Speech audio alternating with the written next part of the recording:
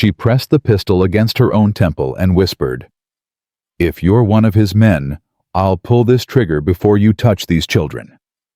6 small faces stared from the shadows behind her. Blood pooled beneath her torn dress. And Silas Brennan, a man who hadn't spoken to God in 3 years, found himself praying for the first time since he buried his wife. The winter of 1879 had just delivered something to his doorstep that would either destroy him or save his soul. Stay with me until the very end. Drop a comment telling me what city you're watching from. I want to see how far this story travels. The gunshot cracked through the howling wind like a bone breaking. Silas Brennan dropped the firewood and grabbed his Winchester before the echo died. 45 years on this earth had taught him one thing, that sound meant trouble. Not hunters, not a tree branch. Trouble. His boots were already moving toward the barn. "Lord Almighty," he muttered, pushing through snow that reached his knees. The cold bit through his coat like teeth, but he barely felt it. 3 years of numbness had made him immune to most things. The barn door was cracked open. Just an inch. Just enough for someone to slip through. He pressed his shoulder against the wood and listened. Breathing, ragged, desperate. And beneath it whimpering. The kind children made when they were too scared to cry. Silas kicked the door open and raised his rifle. What he saw stopped his heart. A woman crouched in the corner, half hidden behind hay bales. Her dress was torn. Her left side was soaked dark with blood. And clutched in her shaking hand was a pistol not pointed at him, pointed at her own head. "Don't come closer." Her voice cracked like thin ice. "I swear to God I'll do it." "Easy now." Silas kept his voice low, steady, the way he talked to spooked horses. "I ain't gonna hurt you." That's what he said. Her laugh was hollow, broken. "That's exactly what he said before he killed my husband." Behind her, 6 children huddled together like a litter of pups seeking warmth. Their eyes, God, their eyes, wide, terrified. The oldest boy, maybe 14, had positioned himself in front of the smaller ones. His jaw was set, but his hands were trembling. "I don't know who he is, ma'am, but I ain't him." Silas slowly lowered his rifle. "This is my barn, my land. Name's Silas Brennan. How do I know you're not lying?" "You don't."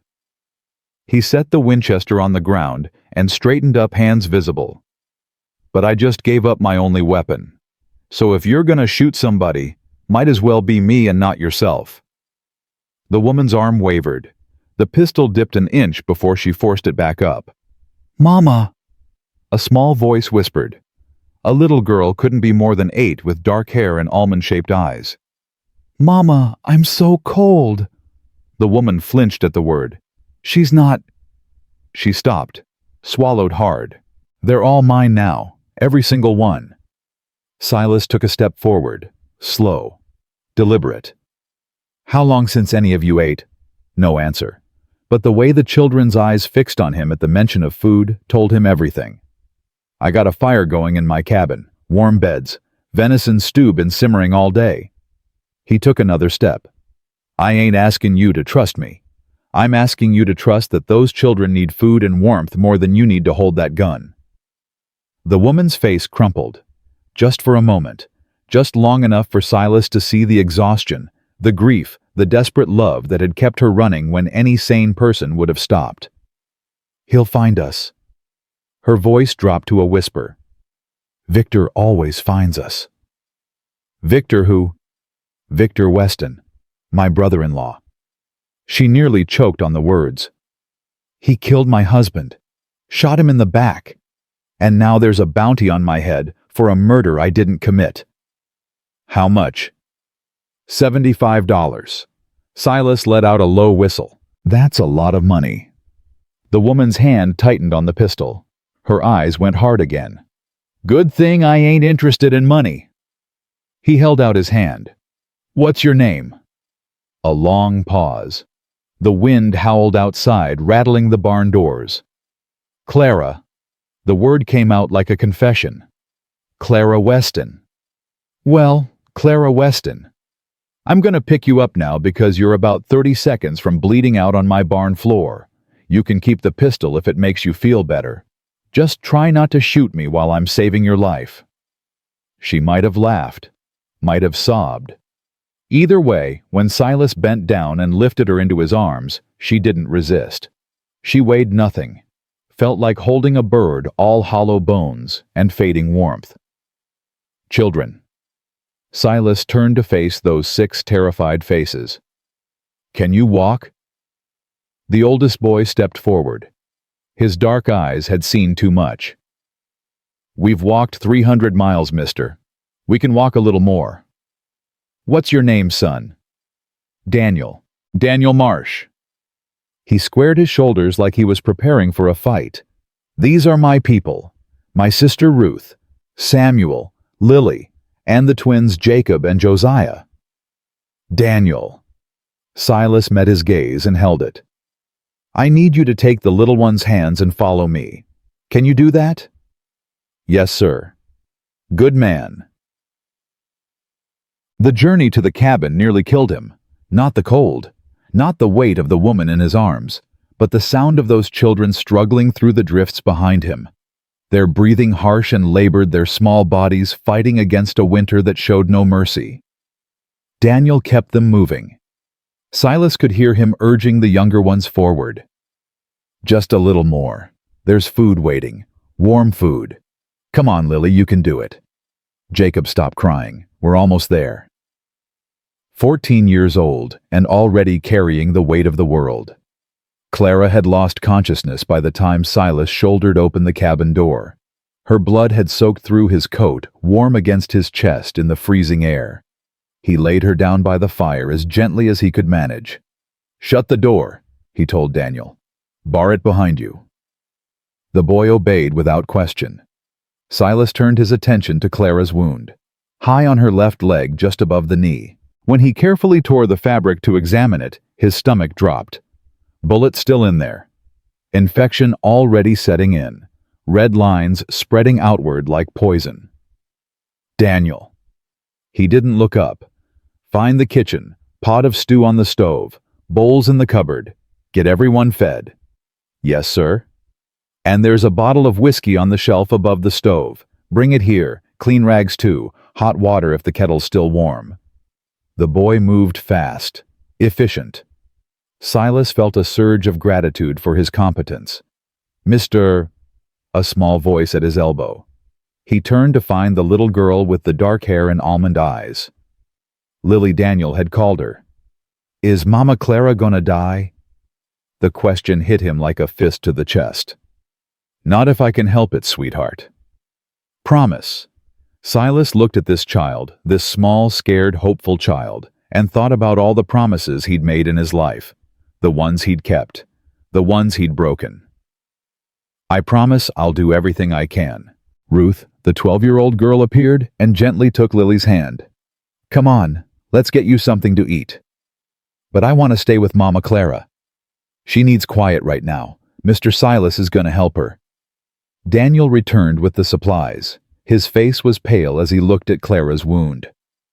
"I need you to hold her," Silas said. "When I start, she's gonna wake up screaming. You gotta keep her still." "I can't." "You can. You have to." Silas met his eyes. "If she moves while I'm doing this, she'll die. Do you understand?" The boy swallowed hard. Then he nodded. "I understand." Clara woke screaming. The pain tore through the fever like lightning, and her eyes flew open with a wild terror that nearly broke Silas's heart. "Hold her!" he shouted. Daniel pressed down on her shoulders, his young face set in grim determination. "I'm sorry," Silas whispered. "I'm so sorry, but this has to come out." "Just do it!" Clara's voice was barely a gasp. "Just—" He did. The bullet came out with a gush of infected blood that made even Daniel look away. Clara screamed again, her whole body convulsing, and then mercifully she passed out. Silas worked quickly, cleaned the wound with whiskey, packed it with clean cloth, tied off the bandage with hands that shook from exhaustion and something he couldn't name. When he finally sat back, his shirt was soaked with her blood. "Will she live?" Daniel's voice was small, scared. For the first time, he sounded like what he was, a child who had seen too much. "I don't know," Silas said honestly. "Next few hours will tell." "She has to." The boy's composure cracked. "She's the only one who came back for us." "What do you mean?" Daniel looked at the other children who had finished eating and were huddled together near the fire. Ruth was holding the twins. Samuel had fallen asleep with his head in Lily's lap. "We had families," he said quietly. "Had them. They died. Fever mostly. Some from hunger. Some from—" He stopped. "Clara and her husband found us. Mr. Henry, he was good to us. Treated us like we were worth something." "Where's Henry now?" "Dead." The word was flat. Empty. "Victor killed him. Shot him in the back when he wouldn't hand over Clara. Called it an accident. Said Henry drew on him first." Daniel's hands clenched into fists. "But we saw. All of us. We saw everything." "When was this?" "6 weeks ago. Maybe more. We've been running ever since. Victor, he's got money, got men, got the law on his side. Everyone thinks Clara killed her husband because that's what Victor told them." Silas looked down at the unconscious woman on his floor. This stranger who had taken in orphans she didn't have to save, who had kept running even with a bullet in her leg, who had been ready to die in a frozen barn rather than let anyone hurt the children she'd claimed as her own. Something stirred in his chest. Something that had been dead for 3 years. "The truth matters to me," he said. Daniel stared at him. "Why?" "You don't know us. We're nothing to you. You're something now." Silas stood, his joints aching from the cold and the work. "You came to my door. You're under my roof. That makes you mine to protect." "Victor will come." Daniel's voice dropped to a whisper. "When he finds out we're here, he'll come with guns and men and money. And he won't stop until he gets what he wants." "What does he want?" "Clara. The children. Everything his brother had." Daniel's jaw tightened. He said if Henry wouldn't share, then Henry didn't deserve any of it. "Then I reckon Victor Weston and I are going to have a conversation." The boy looked at him like he was crazy. "You don't understand. Victor has connections, important people, judges, politicians. You're just one man." "I've been just one man against worse odds." Silas's voice carried a weight that made Daniel fall silent. "I survived Antietam. Watched my whole company die around me and kept fighting. I buried my wife and my son in the same week and kept breathing." He knelt down so he was eye level with the boy. "Your Clara, she didn't give up on you. I ain't gonna give up on her. That's a promise, Daniel, and I don't break my promises." For a long moment, neither of them spoke. Then Daniel nodded, just once. But in that nod was something that looked almost like hope.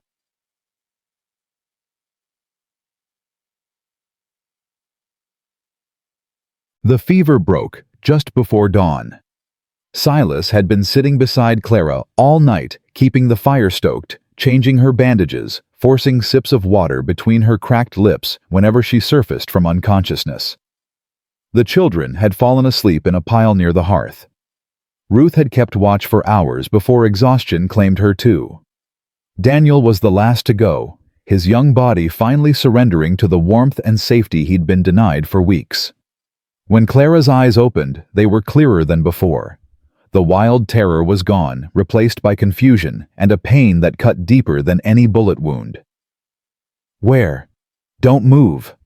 Silas put a gentle hand on her good shoulder. "You're safe. My cabin. The children are sleeping right there." Her head turned. Her eyes found them 6 small figures huddled together, finally at peace. A tear slid down her hollow cheek. "You should have left us." Her whisper was barely audible. "Should have just let us die." "Maybe." Silas handed her a cup of water. But I didn't. Why? It was the same question she'd asked in the barn, and Silas still didn't have a good answer. My wife died 3 years ago, he said finally. Sarah, she was... He stopped, started again. She was everything to me. When she passed, I made myself a promise. I'd never let anyone else die when I could have done something. You couldn't have saved everyone. No, but I can save you. He met her eyes. If you let me. Clara was quiet for a long moment. The fire crackled. Outside, the wind had finally stopped howling. Victor will come, she said. He always comes. Let him. You don't understand what he's capable of. Maybe not. Silas stood, his back aching from the long night. But he don't know what I'm capable of either. Clara stared up at this stranger who had saved her life, taken in her children, and spoken of her enemy like he was nothing more than a storm to be weathered. Why are you doing this? Her voice broke. We're nothing to you. Just a bleeding woman and 6 orphans who stumbled into your barn. That's where you're wrong. Silas reached down and pulled the blanket higher over her shoulders. The moment you walked through that door, you became something more. What? He paused at the doorway, silhouetted against the gray light of dawn. You became family. The first sign of trouble came 3 days later. Clara was sitting up now, still weak, but healing faster than Silas had any right to expect. She'd insisted on helping Ruth with the cooking, and the cabin was filled with smells that Silas hadn't experienced in years. Fresh bread, stew thick with vegetables, something that might have been apple cobbler. The children had settled in with an ease that surprised him. Daniel had taken to helping with the cattle, his quick mind absorbing everything Silas taught him. Samuel spent hours asking questions about the ranch, the land, the animals. The twins had stopped crying in their sleep. Even Lily, the quiet one, had started drawing pictures on the frost-covered windows. For 3 days, it almost felt like peace. Then Daniel came running from the ridge, his face white. Riders coming, 8 of them, maybe more. Silas grabbed his rifle. How far? 20 minutes, maybe less. Clara had already struggled to her feet, her face drawn with a terror that made her look 10 years older. It's Victor. It has to be. Might not be. But even as Silas said it, he knew she was right. What do we do? Ruth asked, her voice trembling. She'd gathered the younger children behind her, a 12-year-old standing guard like a soldier. Silas looked at Clara, at the children, at the home he'd built with his own hands, the home that had been silent and cold for 3 years until these strangers crashed into his life. Daniel. His voice was calm, steady. Take the little ones to the root cellar. There's a hidden door behind the flour sacks. You remember where I showed you? Yes, sir. Good. Take food, water, the old blankets from the chest. Don't come out until I come get you myself. You hear my voice saying your full name, Daniel Jacob Marsh. That's how you'll know it's safe. The boy didn't move. What about you? What about Clara? Clara and I are going to have a conversation with these visitors. I'm staying. Daniel's chin lifted. I saw what Victor did to Mr. Henry. I'm a witness. My testimony. Your testimony won't matter if you're dead. Silas gripped the boy's shoulder. I need you to protect them. The little ones. Ruth. They need you more than I do right now. Daniel's eyes filled with tears he refused to let fall. You promised. You said you wouldn't give up on us. I ain't giving up. I'm giving you a job.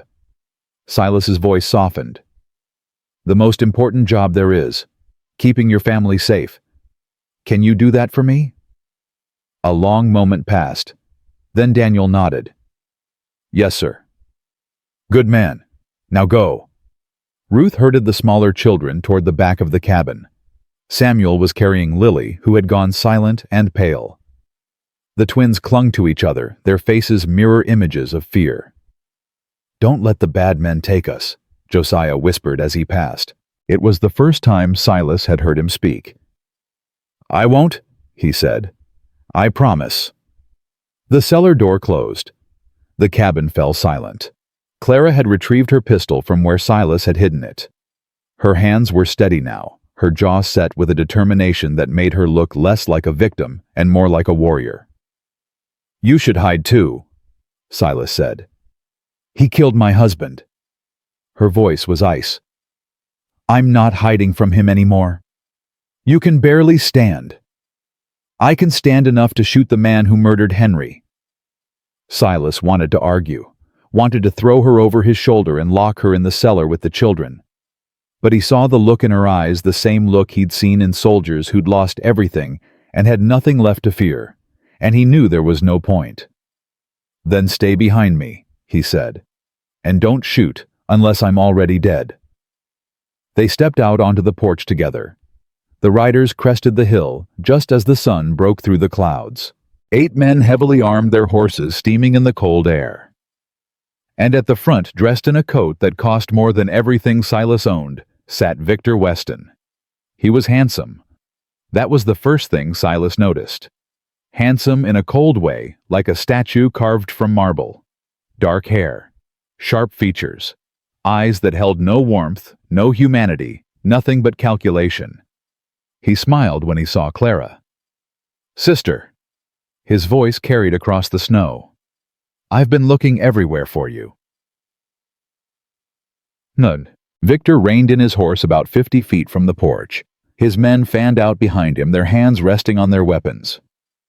"Mr. Brennan?" Victor tipped his hat like they were meeting at a church social.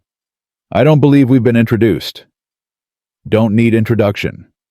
Silas kept his rifle casual, ready. "I know who you are. I know what you done." "Is that so?" Victor's smile didn't waver. "And what, pray tell, have I done? You murdered your brother, shot him in the back while he was protecting his wife and children." An interesting version of events. Victor swung down from his horse with the easy grace of a man who'd never worked a day in his life. But not the version that's been accepted by the courts. "According to the official record, my brother was killed by that woman standing behind you. The same woman who kidnapped 6 children and fled across 3 territories to escape justice." "That's a lie." Clara's voice shook with rage. "You know it's a lie." "What I know, dear sister, is that there's a bounty on your head. $75 for your capture, dead or alive." Victor's eyes flickered to Silas. "That's a lot of money for a man living alone on a failing ranch." "I ain't interested in money." "Everyone's interested in money, Mr. Brennan. It's simply a matter of finding the right price." Silas raised his rifle, not pointing at Victor yet, just making sure everyone could see it. "Here's the only price that matters. You turn around, you ride off my land, and you don't come back.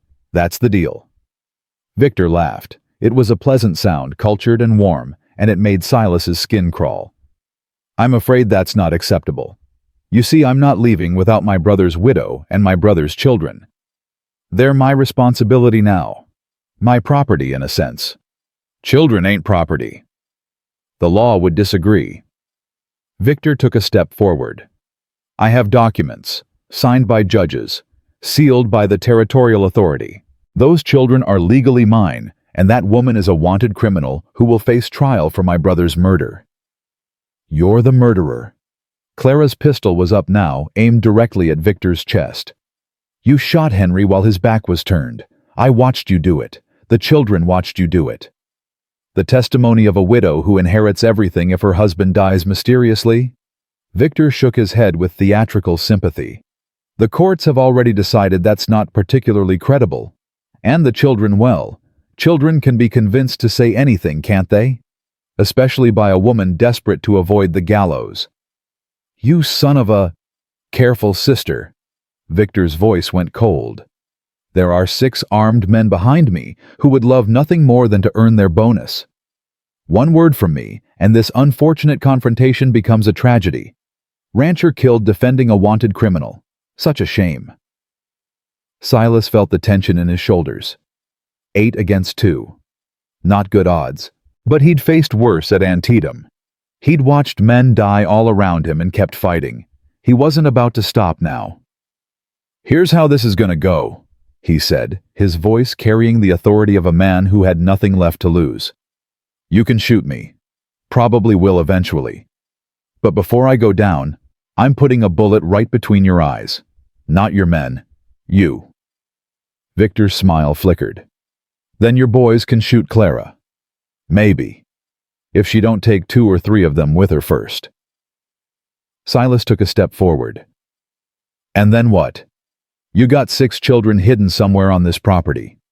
You think they're just gonna come out and shake your hand? Daniel Marsh is 14 years old, and he's already lost everyone he ever loved. You think he ain't gonna fight? You think he ain't gonna run? I have resources. You got money. That ain't the same thing." Silas's voice dropped. "Dangerous. I got friends in this territory. Neighbors. A sheriff who ain't afraid of fancy lawyers. You start a bloodbath on my land, you better be prepared for what comes after." Victor's eyes flickered to his men. Just for a moment. Just long enough for Silas to see the first crack in his confidence. "This isn't over," Victor said. "No, it ain't." Silas kept his rifle steady. "But today you're gonna ride away. You're gonna go back to wherever you came from, and you're gonna think real hard about whether those children are worth dying for." A long moment passed. The wind picked up swirling snow between them like a curtain of white. Then Victor smiled. Different this time. Colder. "Very well, Mr. Brennan. You've won today." He turned back toward his horse. "But I want you to remember something. I always get what I want. Always. It's just a matter of time." He swung up into the saddle and wheeled his horse around. "I'll be back," he called over his shoulder. "And next time, I won't be so polite." The riders disappeared over the hill. Clara's knees buckled. Silas caught her before she hit the ground. "It's okay," he said, holding her against his chest. "They're gone. For now?" Her voice was muffled against his coat. "Only for now. Then we'll be ready for when they come back." She looked up at him, her face streaked with tears and exhaustion and something that might have been hope. "Why?" she whispered. "Why are you fighting for us?" Silas thought about the question, thought about Sarah, about the son he'd never held, about 3 years of silence and grief and wanting to die. Then he thought about 6 children in a root cellar waiting to find out if the world was finally safe. "Because you came to my door," he said, "and I don't turn away from my door." He helped her back inside, and together they went to tell the children that they were still alive, that they were still fighting, that somehow, impossibly, they might actually survive this. The cellar door creaked open, and Daniel's face appeared pale and drawn in the dim light. "Is it safe?" "It's safe." Silas extended his hand. "Come on out." Daniel climbed up first, then turned to help the others. Ruth emerged carrying Josiah, who had fallen asleep despite the terror. Samuel followed with Lily clinging to his back. Jacob came last, his small face streaked with dried tears. "Where are the bad men?" Lily whispered. "Gone." Clara knelt down, wincing from the pain in her leg. "They're gone, sweetheart." "Are they coming back?" Clara looked at Silas. He saw the question in her eyes, the desperate hope that he would lie, that he would tell these children something they could believe in. "Probably," he said. Ruth's face crumpled. "Then what was the point? What was the point of any of it?" "The point is, we're still here." Silas's voice was firm. "The point is, we bought ourselves time. And time is everything when you're fighting a war." "This ain't a war," Daniel said bitterly. "Wars end. Victor won't ever stop. Then we make him stop." "How?" The boy's voice cracked. "You saw how many men he had. You saw his guns, his horses, his fancy clothes. He's got judges in his pocket, politicians. The whole territory thinks Clara's a murderer. How do you fight that?" Silas was quiet for a moment. He looked at the 6 children standing before him, scared, exhausted, beaten down by a world that had given them nothing but pain. "You fight it one day at a time," he said. "You get stronger. You find allies. You build something worth protecting. And when they come for you again, you're ready." "That's a nice speech." Daniel's jaw tightened. "But speeches don't stop bullets." "No, They don't. Silas met the boy's eyes. That's why tomorrow I'm going to teach you how to shoot. The next morning came cold and clear. Silas was up before dawn stoking the fire heating water for coffee. His body ached from days of tension and sleepless nights, but there was no time for rest. Victor would regroup. Victor would plan. And when he returned, Silas needed to be ready. You didn't sleep. He turned to find Clara standing in the doorway of the small bedroom wrapped in a blanket, her weight carefully balanced on her good leg. Neither did you. Couldn't. She limped toward the fire, and Silas moved without thinking to help her. She accepted his arm, leaning against him as she lowered herself into a chair. Every time I closed my eyes, I saw him. Victor, standing over Henry's body, smiling. Tell me about Henry. Clara was quiet for a long moment. He was good. That's the simplest way to say it. He was good in a world that punishes goodness. She stared into the flames. We couldn't have children of our own. Something wrong with me, the doctors said. Henry never blamed me, never even hinted that I'd failed him. He just said maybe God had other plans. The orphans. We found Daniel first, collapsed by the side of the road outside Denver, his whole family gone to cholera. Henry wouldn't leave him, wouldn't even discuss it. A ghost of a smile crossed her face. That's just who he was. He saw someone hurting and he helped. Simple as that. And the others? One by one, Ruth and the twins at an orphanage that was more like a prison. Samuel wandering alone after a wagon train massacre. Lily. Clara's voice caught. Lily's father was a railroad worker. Chinese. He died in a blasting accident, and no one would take her in. Said she wasn't their problem. Where's her mother? Died giving birth to her. Lily spent 3 years being passed from family to family, treated like a servant at best. Henry found her begging outside a saloon in Cheyenne. She was 6 years old, and she hadn't eaten in 4 days. Silas felt his jaw tighten. And Victor wanted to take all of them. Victor wanted to sell them. Clara's voice went cold. He had buyers lined up, mine owners, factory bosses, men who see children as cheap labor and nothing more. When Henry refused to hand them over, Victor... She stopped. Her hands were shaking. You don't have to finish. Yes, I do. She looked up at him, her eyes bright with tears she refused to let fall. Victor shot my husband in the back while he was trying to protect us. He shot him like a dog, and then turned to me and said, "You should have convinced him to be reasonable, sister." And the wound in your leg, one of Victor's men, Abel Stone. He was supposed to kill me too, but his shot went wide. Might have been on purpose. I saw something in his eyes, doubt maybe. Guilt. She shook her head. Doesn't matter. Victor will find someone else willing to do it. Silas handed her a cup of coffee. Their fingers brushed, and neither of them pulled away. We need help, he said. More than just me and a rifle. Who would help us? The law believes Victor's lies. Anyone who knows the truth is too scared to speak. There's a preacher in town, Amos Blackwood. Been here 40 years, knows everyone's secrets. Silas paused. And there's a woman, Eugenia Prescott, richest widow in 3 counties. She don't like me much, but she hates bullies more. You think they'd stand against Victor Weston? Only one way to find out. The ride into town took 2 hours.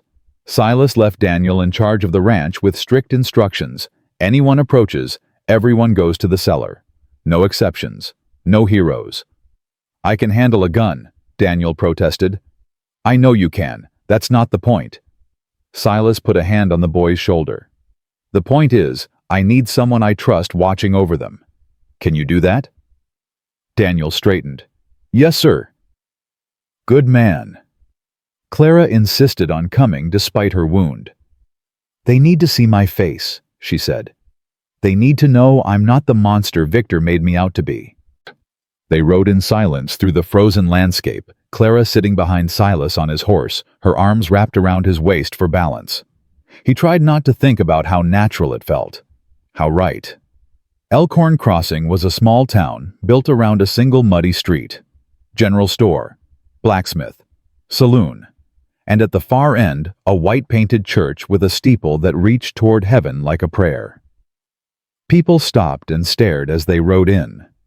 Silas felt Clara tense behind him. He knew what she was seeing in their faces: suspicion, fear, the hungry curiosity of people who'd heard rumors and wanted to see the monster for themselves. "Keep your head up," he murmured. "Don't give them anything." They dismounted outside the church. The door opened before they could knock. Reverend Amos Blackwood was 70 years old with white hair and eyes that had seen too much sin to be shocked by anything. "Silas Brennan." His voice was a deep rumble. "Been a long time since you darkened my doorway. Been a long time since I had reason to reverend." Blackwood's eyes moved to Clara. Something flickered in his expression. Recognition, maybe. Or something deeper. "You'd better come inside." The church was cold, the pews empty. Blackwood led them to a small office in the back where a fire struggled against the chill. "I know who you are," he said to Clara, "and I know why you're here. Then you know I didn't kill my husband. I know the official story is a lie." Blackwood sat heavily in a worn chair. "I was traveling through Rollins when it happened, stopped at a trading post about 2 miles from your camp. I saw the whole thing." Clara's breath caught. "You were there." "Close enough to hear the shots. Close enough to see Victor Weston riding away while your husband bled out in the snow." The old man's hands trembled. "And may God forgive me, I was too scared to do anything about it." "You could have told someone. You could have." "Who would I tell? Victor Weston has half the territory's judges in his pocket. He has politicians, lawmen. Anyone I approached would have gone straight to him, and I'd have ended up like your husband." Blackwood shook his head. "I am a coward, Mrs. Weston, a coward who convinced himself that silence was wisdom." "But you're telling us now," Silas said, "because you came to me. Because I've spent 6 weeks wrestling with my conscience, and I can't carry this weight anymore." The Reverend looked at Clara with rheumy eyes. "I am so sorry. For your husband. For your children. For everything you've suffered while I held my tongue." "Your sorrow doesn't help me." Clara's voice was hard. "What helps me is your testimony. Will you give it?" "In court. Wherever it matters." A long pause. Blackwood's face contorted with the weight of his decision. "Yes." The word came out like a confession. "Yes, I'll testify, whatever it costs." Clara let out a breath she seemed to have been holding for weeks. "Thank you." "Don't thank me yet. Victor will learn of this. He'll come after me the same way he came after you." "Then we protect each other." Silas stood. "That's how this works. No one stands alone. There's someone else you need to talk to." Blackwood rose, moving toward the window. "Eugenia Prescott. She's been asking questions about Victor Weston ever since he arrived in town. Uncomfortable questions. I was planning to see her next. Be careful. Eugenia doesn't trust easily, and she has reason. Her husband was murdered by a business partner 15 years ago. Same pattern as your situation, wealthy man killed widow, blamed truth buried under money and influence." Blackwood paused. "She fought for justice and lost everything except her pride. Sounds like someone we need on our side. Sounds like someone who might shoot you before hearing you out. Tread carefully, Silas." Eugenia Prescott's house sat on a hill overlooking the town, a monument to old money and older grief. The woman who answered the door was 60 years old with silver hair pulled back severely and eyes that could cut through steel. "Mr. Brennan?" Her voice was frost. "I heard you were harboring a wanted criminal." "I'm harboring 6 orphaned children and the woman who saved them. The criminal part is Victor Weston's lie." "So everyone claims when they're accused." But she didn't close the door. "What do you want?" 10 minutes of your time, that's all." Mrs. Prescott studied him for a long moment. Then her eyes moved to Clara, who stood behind him pale and trembling, but refusing to look away. 5 minutes. She stepped aside. "And if you're wasting my time, I'll have my ranch hands throw you off my property." The parlor was elegant and cold, every surface polished to a mirror shine. Mrs. Prescott didn't offer them seats. Talk. Clara stepped forward. My husband was Henry Weston, Victor's brother. 6 weeks ago, Victor shot him in the back because Henry refused to hand over the children we'd adopted. Victor wanted to sell them to mine owners and factories. When Henry said no, Victor killed him and blamed me. That's quite an accusation. It's the truth. I have 6 witnesses, the children themselves. And now I have Reverend Blackwood, who saw the whole thing. Something flickered in Mrs. Prescott's expression. Amos Blackwood is coming forward. He just agreed to testify. That old coward, I've been trying to get him to speak up about various crimes for 20 years. She looked at Clara with new interest. How did you manage it? I asked. A pause. Then, surprisingly, Mrs. Prescott laughed. It was a short, sharp sound, but genuine. You've got spine, I'll give you that. She moved to a chair and sat gesturing for them to do the same. Tell me everything, from the beginning. Clara talked for nearly an hour. She told Mrs. Prescott about meeting Henry, about finding the children, about Victor's escalating demands. She told her about the murder, the flight, the bullet wound. She told her about stumbling into Silas's barn on the coldest night of the year. When she finished, Mrs. Prescott was quiet for a long time. My husband was killed by his business partner, she said finally. Everyone knew Frederick Marsh was guilty. Everyone. But he had money and connections, and I had nothing but the truth. The courts believed his lies. I spent 3 years fighting for justice and watched him walk free.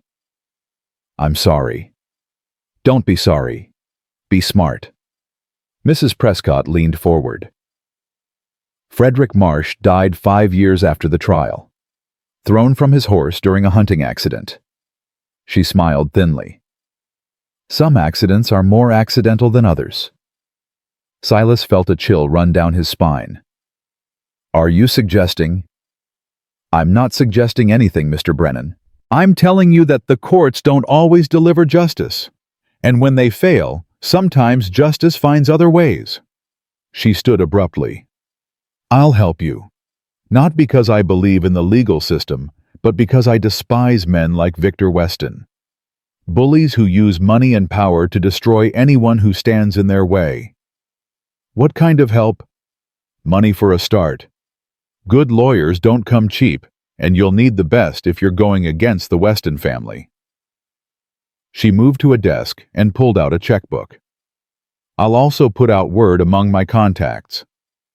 Victor Weston isn't the only one with connections in this territory. By the time I'm finished, every judge from here to San Francisco will know what kind of man he really is. Why? Clara's voice was barely above a whisper. Why would you do this for strangers? Mrs. Prescott looked at her for a long moment. Because I see myself in you, Mrs. Weston. I see a woman who lost everything and refused to stop fighting. I see someone who deserves better than what this world has given her. She handed Clara a check. And because helping you might finally quiet the ghost that's haunted me for 15 years. The ride back to the ranch was quiet. Clara sat behind Silas again, but this time her grip was different. Less desperate, more trusting. Thank you, she said, as they crested the final hill. For what? For believing me, for fighting for us, for... She stopped. For being the kind of man I thought didn't exist anymore. Silas didn't know how to respond, so he said nothing. They found the ranch exactly as they'd left it, the children tumbling out to meet them the moment they appeared. Did it work? Daniel demanded. Will they help us? They'll help. Silas dismounted and turned to lift Clara down. His hands lingered on her waist a moment longer than necessary. We're not alone anymore. That night after the children were asleep, Silas found Clara sitting by the fire again. She'd become a fixture there, a presence that filled the empty spaces he'd learned to live with. Can't sleep again. Too much thinking. She didn't look up as he sat beside her. I keep wondering what Henry would make of all this. Of you. What do you reckon he'd say? He'd say I found a good man. Clara finally turned to face him. He'd say the world isn't as dark as I thought it was. It's pretty dark. Yes, but there are lights in it. Her hand found his in the darkness. Unexpected lights. Silas felt his heart hammering against his ribs. Clara. I know. She squeezed his fingers. I know it's too soon. I know there's still Victor, still the trial, still 100 things that could go wrong. But I need you to know that whatever happens, I'm grateful. For everything. You don't need to be grateful. Yes, I do. Because 3 weeks ago, I was ready to die in your barn. I had given up on everything except keeping those children alive for one more day. And then you... Her voice broke. You reminded me that there are people worth living for, not just dying for. He couldn't help himself. He raised her hand to his lips and pressed a kiss against her knuckles. Whatever comes, he said, we face it together. All of us. That's a promise. The fourth morning brought trouble. Daniel came running from the ridge before breakfast, his face white. Riders coming? Different ones this time? Looks like law. Silas grabbed his rifle. How many? Just 2. One's got a star on his chest. Sheriff? He turned to Clara. Stay inside with the children. Don't come out unless I call for you. Silas? Please? She nodded reluctantly and gathered the children into the back room. Silas stepped onto the porch just as the riders appeared. He recognized Sheriff Cole Harrison immediately, a thick-necked man in his 50s with a silver star and tired eyes. Sheriff? Brennan. Harrison reined in his horse. We need to talk. About what? About the woman you're harboring. The sheriff's voice was carefully neutral. Victor Weston filed a formal complaint yesterday. Says you're sheltering a fugitive and 6 kidnapped children. Victor Weston is a liar and a murderer. That may be, but I've got paperwork that says otherwise. Harrison dismounted slowly, his hands visible. I ain't here to arrest anyone, Silas. I'm here to understand what the hell is going on. You want to understand? Come inside. Hear the truth from the people who lived it. That's exactly what I aim to do. Silas led the sheriff into the cabin. Clara was waiting, the children arranged behind her like a small army. Harrison looked at them for a long moment. Then he took off his hat. Mrs. Weston, I've heard a lot of stories about you in the past 6 weeks. Figure it's time I heard yours. Clara told him everything. The children added their pieces, Daniel describing the murder in stark, brutal detail. Ruth explaining how they'd been passed from family to family before Henry and Clara found them. Even little Lily spoke, her voice barely audible, telling the sheriff about her father's death and the years of being treated like garbage. When they finished, Harrison was silent. I believe you, he said finally. Clara's shoulders sagged with relief. You do. I've known Victor Weston's type my whole career. Rich men who think money makes them untouchable. The sheriff put his hat back on. Problem is, believing you and proving it are 2 different things. I've got sworn statements from 6 of Victor's men saying you killed your husband. I've got judges who've already issued warrants. Going against all that takes more than just my word. What about Reverend Blackwood? Silas asked. He's willing to testify that he witnessed the murder. Harrison's eyebrows rose. Amos Blackwood. The same man who's been too scared to stand up to anyone for 40 years. The same. Well, the sheriff scratched his chin. That changes things. If I can get Blackwood's testimony on record before Victor's lawyers find a way to silence him, we might have a chance. There's more. Silas told him about Mrs. Prescott's support, the money, the legal resources, the network of contacts. Harrison let out a low whistle. Eugenia Prescott. You've been busy, Brennan. We've been desperate. Desperate people either get killed or they win. Ain't much in between. The sheriff moved toward the door. I'm gonna do something I probably shouldn't. I'm gonna delay serving this warrant for as long as I can. Buy you time to build your case. but I need something in return. Name it. When Victor comes back, and he will come back, you don't go to war without telling me first. I ain't losing my town to a range war between a rancher and a millionaire. Fair enough. Harrison mounted his horse. One more thing. Victor's been hiring men. Lots of them. Word is, he's got 20 guns on his payroll now, maybe more. Whatever you're planning, you better do it fast. He rode away, leaving Silas standing on the porch with a cold knot of dread in his stomach. 20 men. He had a wounded woman, 6 children, an old preacher, and a bitter widow. This was going to be a hell of a fight. That night, Clara found him cleaning his rifle by the fire. How bad is it? Bad enough. Tell me. He told her about Victor's army, about the timeline, about the impossible odds they were facing. So we run, she said quietly. We take the children and we disappear. Start over somewhere Victor can't find us. You really think there's anywhere he can't find you, man like that with his money and his connections? Silas shook his head. You'd spend the rest of your life running, looking over your shoulder, teaching those children to be afraid. Then what? We fight. Against 20 guns. Against a murderer. Against a man who thinks he can take whatever he wants because nobody's ever told him no. Silas set down his rifle. I didn't survive Antietam just to run from a bully in a fancy coat. And you didn't survive 6 weeks in the wilderness with a bullet in your leg just to give up now. What if we lose? Then we lose fighting. We lose on our feet, not on our knees. He reached out and took her hands. Clara, those children have spent their whole lives being told they're worthless, that they don't matter, that the world has no place for them. What kind of message do we send if we run? If we teach them that evil always wins? A realistic one. Maybe. But realistic ain't always right. He squeezed her fingers. Sometimes you gotta fight even when you're going to lose. Sometimes the fight itself is the victory. Clara stared at him for a long moment. Then slowly she nodded. Then we fight. Her voice was steady now, strong. All of us. Together. Together. The word hung between them, heavy with meaning neither of them quite understood. And in the other room, 6 children slept peacefully for the first time in months, dreaming of a world where good men stood up against evil.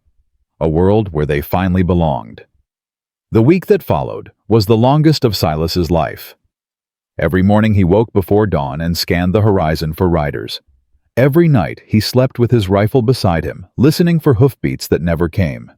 The waiting was worse than any battle he'd ever fought. He's planning something. Clara stood beside him on the porch, her leg finally strong enough to bear her weight without pain. Victor never waits this long unless he's planning something terrible. Let him plan. We're ready. Are we? Silas looked out at what they'd built in 7 days. Daniel had organized the older children into a watch rotation.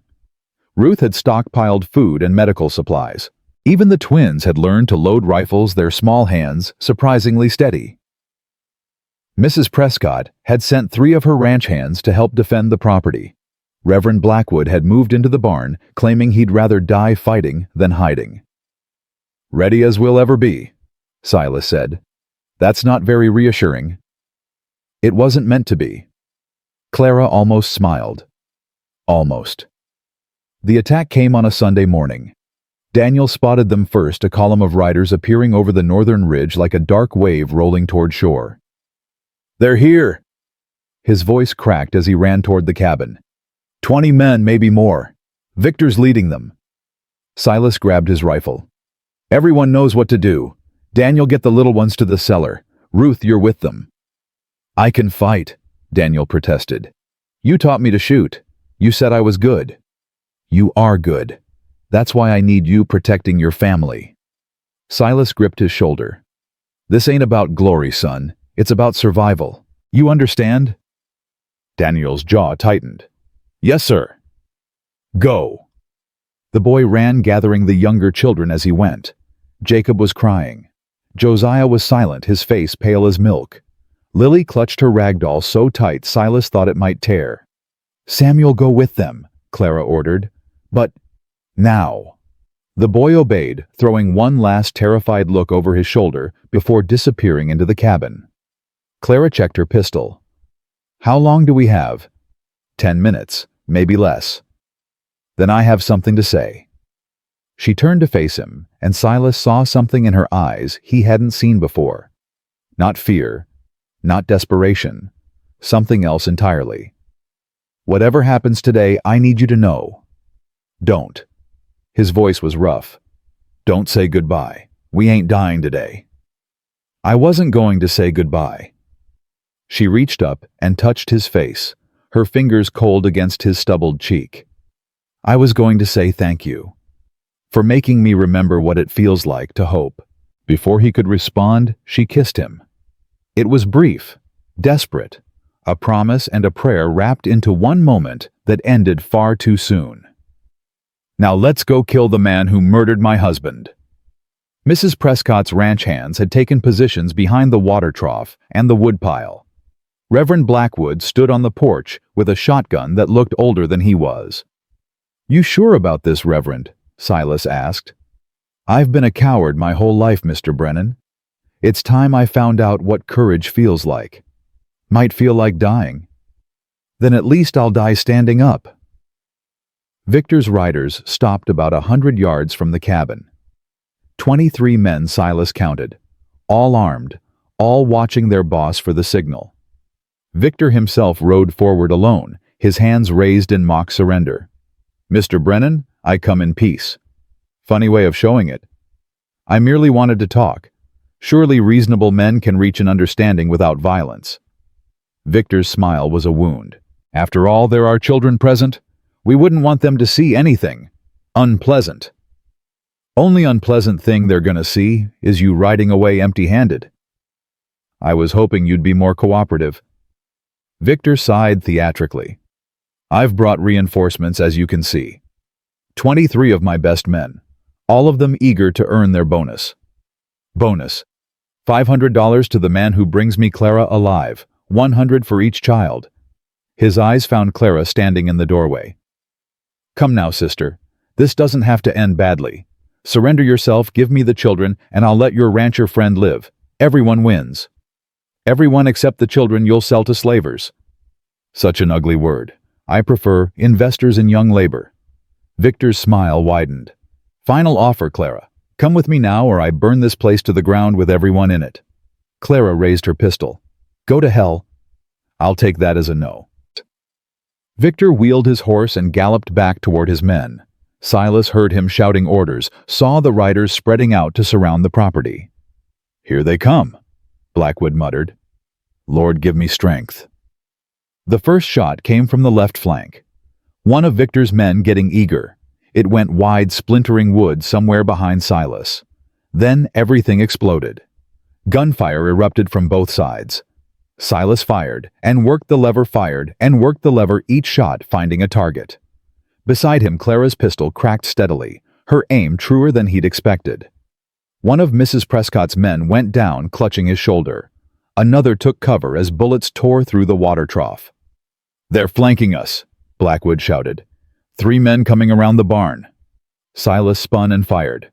1 man dropped. The others dove for cover. "How many are down?" 4, maybe 5. Clara was reloading, her hands steady despite the chaos. "Not enough." "Keep shooting." A bullet sang past Silas's ear, close enough to feel the heat. He ducked behind a post and took aim at a rider charging toward the porch. The man's horse screamed and went down. The rider flew over its head and didn't get up. "Victor's hanging back," Clara yelled.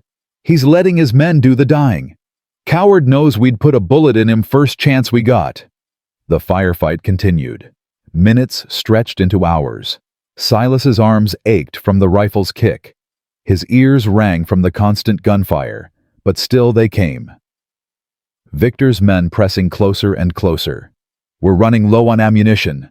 Blackwood's voice was hoarse. "Maybe 10 shots left." "Same here." Clara's face was grim. "Silas, we can't hold them forever." We don't have to hold them forever, just long enough. Long enough for what? Before Silas could answer, a new sound cut through the battle hoofbeats coming fast from the south. More of Victor's men. Clara's voice cracked. No. Silas felt something surge in his chest. Something that felt almost like hope. Look. A column of riders crested the southern ridge, 15-20, maybe more. And leading them, silver star gleaming in the winter sun, was Sheriff Cole Harrison. This is Sheriff Harrison. His voice boomed across the battlefield. By the authority of the Wyoming Territory, I order everyone to stand down. Now. Victor's men hesitated. Some lowered their weapons. Others looked toward their boss for guidance. Victor himself rode forward, his face twisted with rage. Sheriff, you're interfering in a private matter. This woman is a wanted fugitive. You're simply surrounded by 20 armed deputies who don't take kindly to rich men burning down ranches. Harrison's voice was ice. I said stand down. That wasn't a request. You can't do this. I have warrants. I have legal authority to. Your warrants are suspended pending investigation. Got word this morning from the territorial judge. Seems someone filed new evidence that puts your whole story in question. Harrison smiled grimly. Someone named Eugenia Prescott. Victor's face went pale. That meddling old... Careful now. Mrs. Prescott is a respected member of this community. And right now she's got the ear of every judge and politician from here to Denver. The sheriff rode closer, his hand resting on his pistol. Way I see it, you got two choices. Ride out now and face trial like a civilized man, or stay and face bullets like a criminal. The silence stretched like wire about to snap. Silas kept his rifle trained on Victor, waiting for the moment the man would snap and order his men to attack anyway. He'd seen that look before, the look of a man who'd rather die than lose. But Victor surprised him. This isn't over. His voice was quiet, dangerous. You hear me, Clara? This will never be over. I'll see you hang for Henry's murder, even if it takes the rest of my life. You'll have to find me first. Oh, I'll find you. Victor gathered his reins. I always find what belongs to me. He turned and rode away. One by one, his men followed until the field was empty, except for the bodies of the fallen and the echoes of gunfire fading into silence. Clara's legs gave out. Silas caught her before she hit the ground, pulling her against his chest, as the tension of the past hour finally released. It's over, he murmured into her hair. It's over. No. Her voice was muffled against his coat. You heard him. It'll never be over. He'll keep coming until one of us is dead. Then we'll deal with that when it happens. But right now, today, you're alive. The children are alive, and Victor Weston is riding away with his tail between his legs. He pulled back to look at her face. That's a victory, Clara. Take it. She stared at him for a long moment. Then, incredibly, she laughed. You're insane, you know that. Probably, but I ain't dead yet. Sheriff Harrison dismounted and walked toward them, his expression unreadable. Brennan, Mrs. Weston. Sheriff. Hell of a fight you put up here. He looked around at the bullet holes, the overturned barrels, the blood staining the snow. Lost any of your people? A few wounded, nobody dead. Lucky. Harrison turned his attention to Clara. Mrs. Weston, I need you to understand something. Victor's lawyers are already working to overturn the judge's suspension. What happened here today bought you time, but it didn't buy you safety. I know. There's going to be a trial. A real one with a real jury and real evidence. If you want any chance of winning, you're going to need more than just testimony from an old preacher and a rich widow. Harrison paused. You're going to need someone who was there. Someone who saw everything from Victor's side. You mean one of his men? I mean Abel Stone. Clara's breath caught. Abel Stone shot me. He also missed. A man who never misses, and somehow his bullet went wide. Harrison's eyes were steady. I've been watching Stone for weeks. Something's eating at him. Guilt maybe, conscience. Whatever it is, it's making him sloppy. You want me to trust the man who put a bullet in my leg? I want you to survive. And right now, Abel Stone might be the only chance you've got. The children emerged from the cellar like small ghosts, blinking in the sudden light. Is it over? Daniel asked. Did we win? For now. Silas knelt down to look him in the eye. You did good, son. Kept everyone safe, just like I asked. I wanted to fight. I know. And someday you will. But today protecting your family was the bravest thing you could do. Daniel's eyes filled with tears he refused to let fall. I was scared. So was I. Silas put a hand on his shoulder. Being scared and doing the right thing anyway, that's what courage really means. Ruth had already begun tending to the wounded one of Mrs. Prescott's men with a bullet graze on his arm, another with a gash on his forehead from flying debris. She moved with a competence that belied her 12 years. Where'd you learn to do that? Silas asked. Clara taught me. Ruth didn't look up from her bandaging. She said every woman should know how to heal because men are always finding new ways to hurt themselves. She ain't wrong. The little ones clustered around Clara, clinging to her skirt, her hands any part of her they could reach. Lily was crying silently. The twins had gone mute, their faces blank with shock. It's okay, Clara murmured, gathering them close. It's okay. The bad men are gone. We're safe. For how long? Samuel's voice was small but steady. They'll come back, won't they? Clara looked at Silas. He saw the question in her eyes, the same question Samuel had asked, the same question that haunted all of them. They might, Silas said. But we'll be ready. And this time, we won't be alone. That night after the wounds were bandaged, and the children were fed, and the damaged property surveyed, Silas sat on the porch with a cup of cold coffee and a mind that wouldn't stop racing. Clara found him there as she always seemed to find him. Can't sleep. Too much thinking. She sat beside him close enough that their shoulders touched. What are you thinking about? About what Sheriff Harrison said. About Abel Stone. The man who shot me.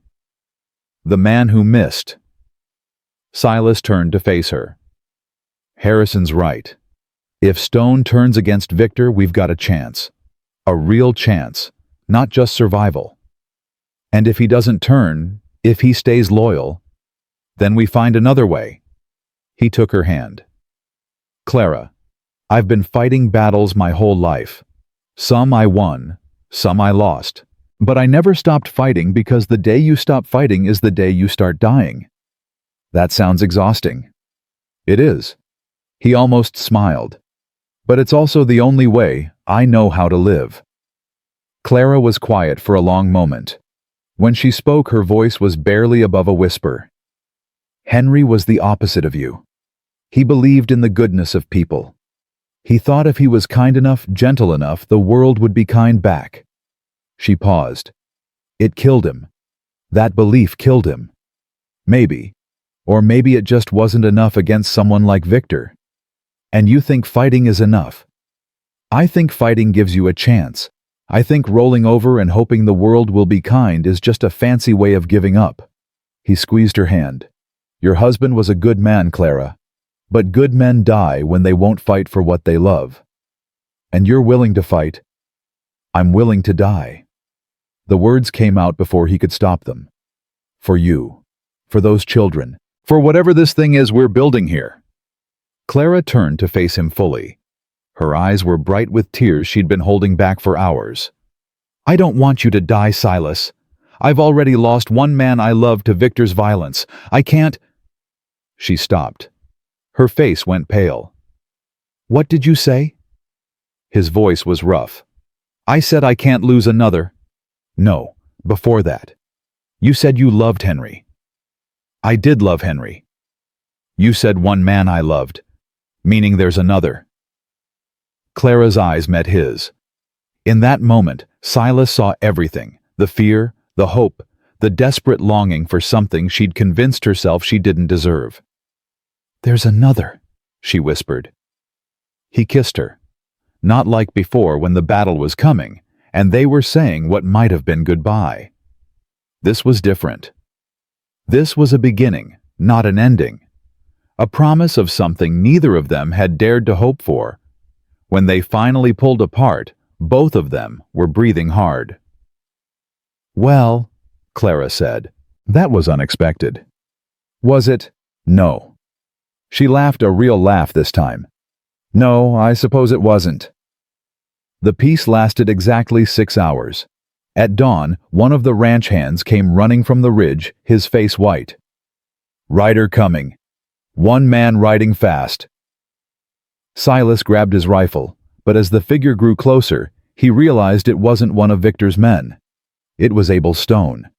The gunslinger reined in his horse about 50 feet from the porch. His hands were empty, raised above his head. "Don't shoot." His voice was hoarse. "I ain't here to fight." "Then why are you here?" Clara stepped forward, her pistol drawn. "Come to finish what you started." "I came to warn you." Stone's eyes were haunted.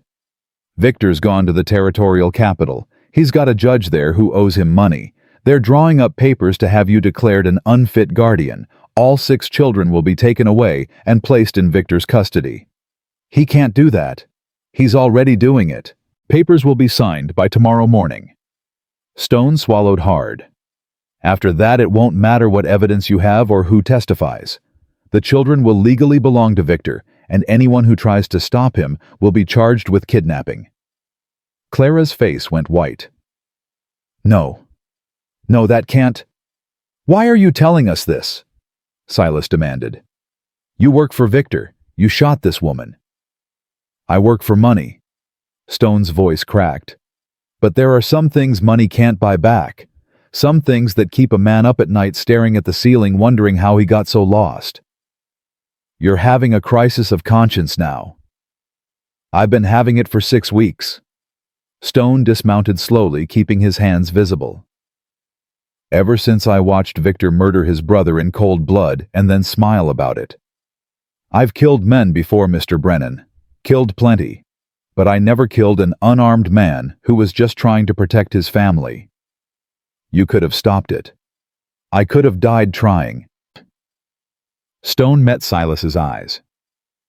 "I'm not proud of what I did. I'm not asking for forgiveness. But I'm here now, and I'm telling you the truth. Victor Weston is going to take those children tomorrow unless somebody stops him." Clara stepped forward. "How do we stop him?" "You need to get to the capital before the papers are signed. You need to present your case directly to the territorial governor." Stone paused. "I can get you inside. I know the back ways into the building. I know which guards can be bribed and which ones will shoot on sight." "Why should we trust you?" "You shouldn't." Stone's voice was flat. "But you don't have another choice. Either you trust me and maybe save those children, or you don't trust me and lose them for certain." Silas looked at Clara. She looked back at him. "We go," she said. "Tonight." "What about the children?" "They stay here, with Daniel and Ruth and whoever else we can trust to protect them." Her jaw tightened. "This is between Victor and me now. It's time we finished it." The plan came together quickly, too quickly. Silas thought for anything but desperation. He and Clara would ride through the night to reach the territorial capital before dawn. Abel Stone would guide them through the back passages of the government building. Mrs. Prescott would stay behind to protect the ranch, her remaining men forming a defensive perimeter. "If we're not back by noon tomorrow," Silas told Daniel, "take the children and go to Sheriff Harrison. He'll know what to do." "You're coming back." Daniel's voice was fierce. "You promised." "I'm going to try. Trying ain't good enough." The boy grabbed Silas's arm. "You said you don't break your promises, so promise me. Promise me you're coming back." Silas looked at this child, this boy who had lost everything and still somehow found the strength to hope. "I promise." Clara said her goodbyes quietly, kneeling to embrace each child in turn. Lily clung to her neck and wouldn't let go. "Don't leave us," she whispered. "Please don't leave us." "I'm not leaving you, sweetheart. I'm fighting for you." Clara pulled back to look into her eyes.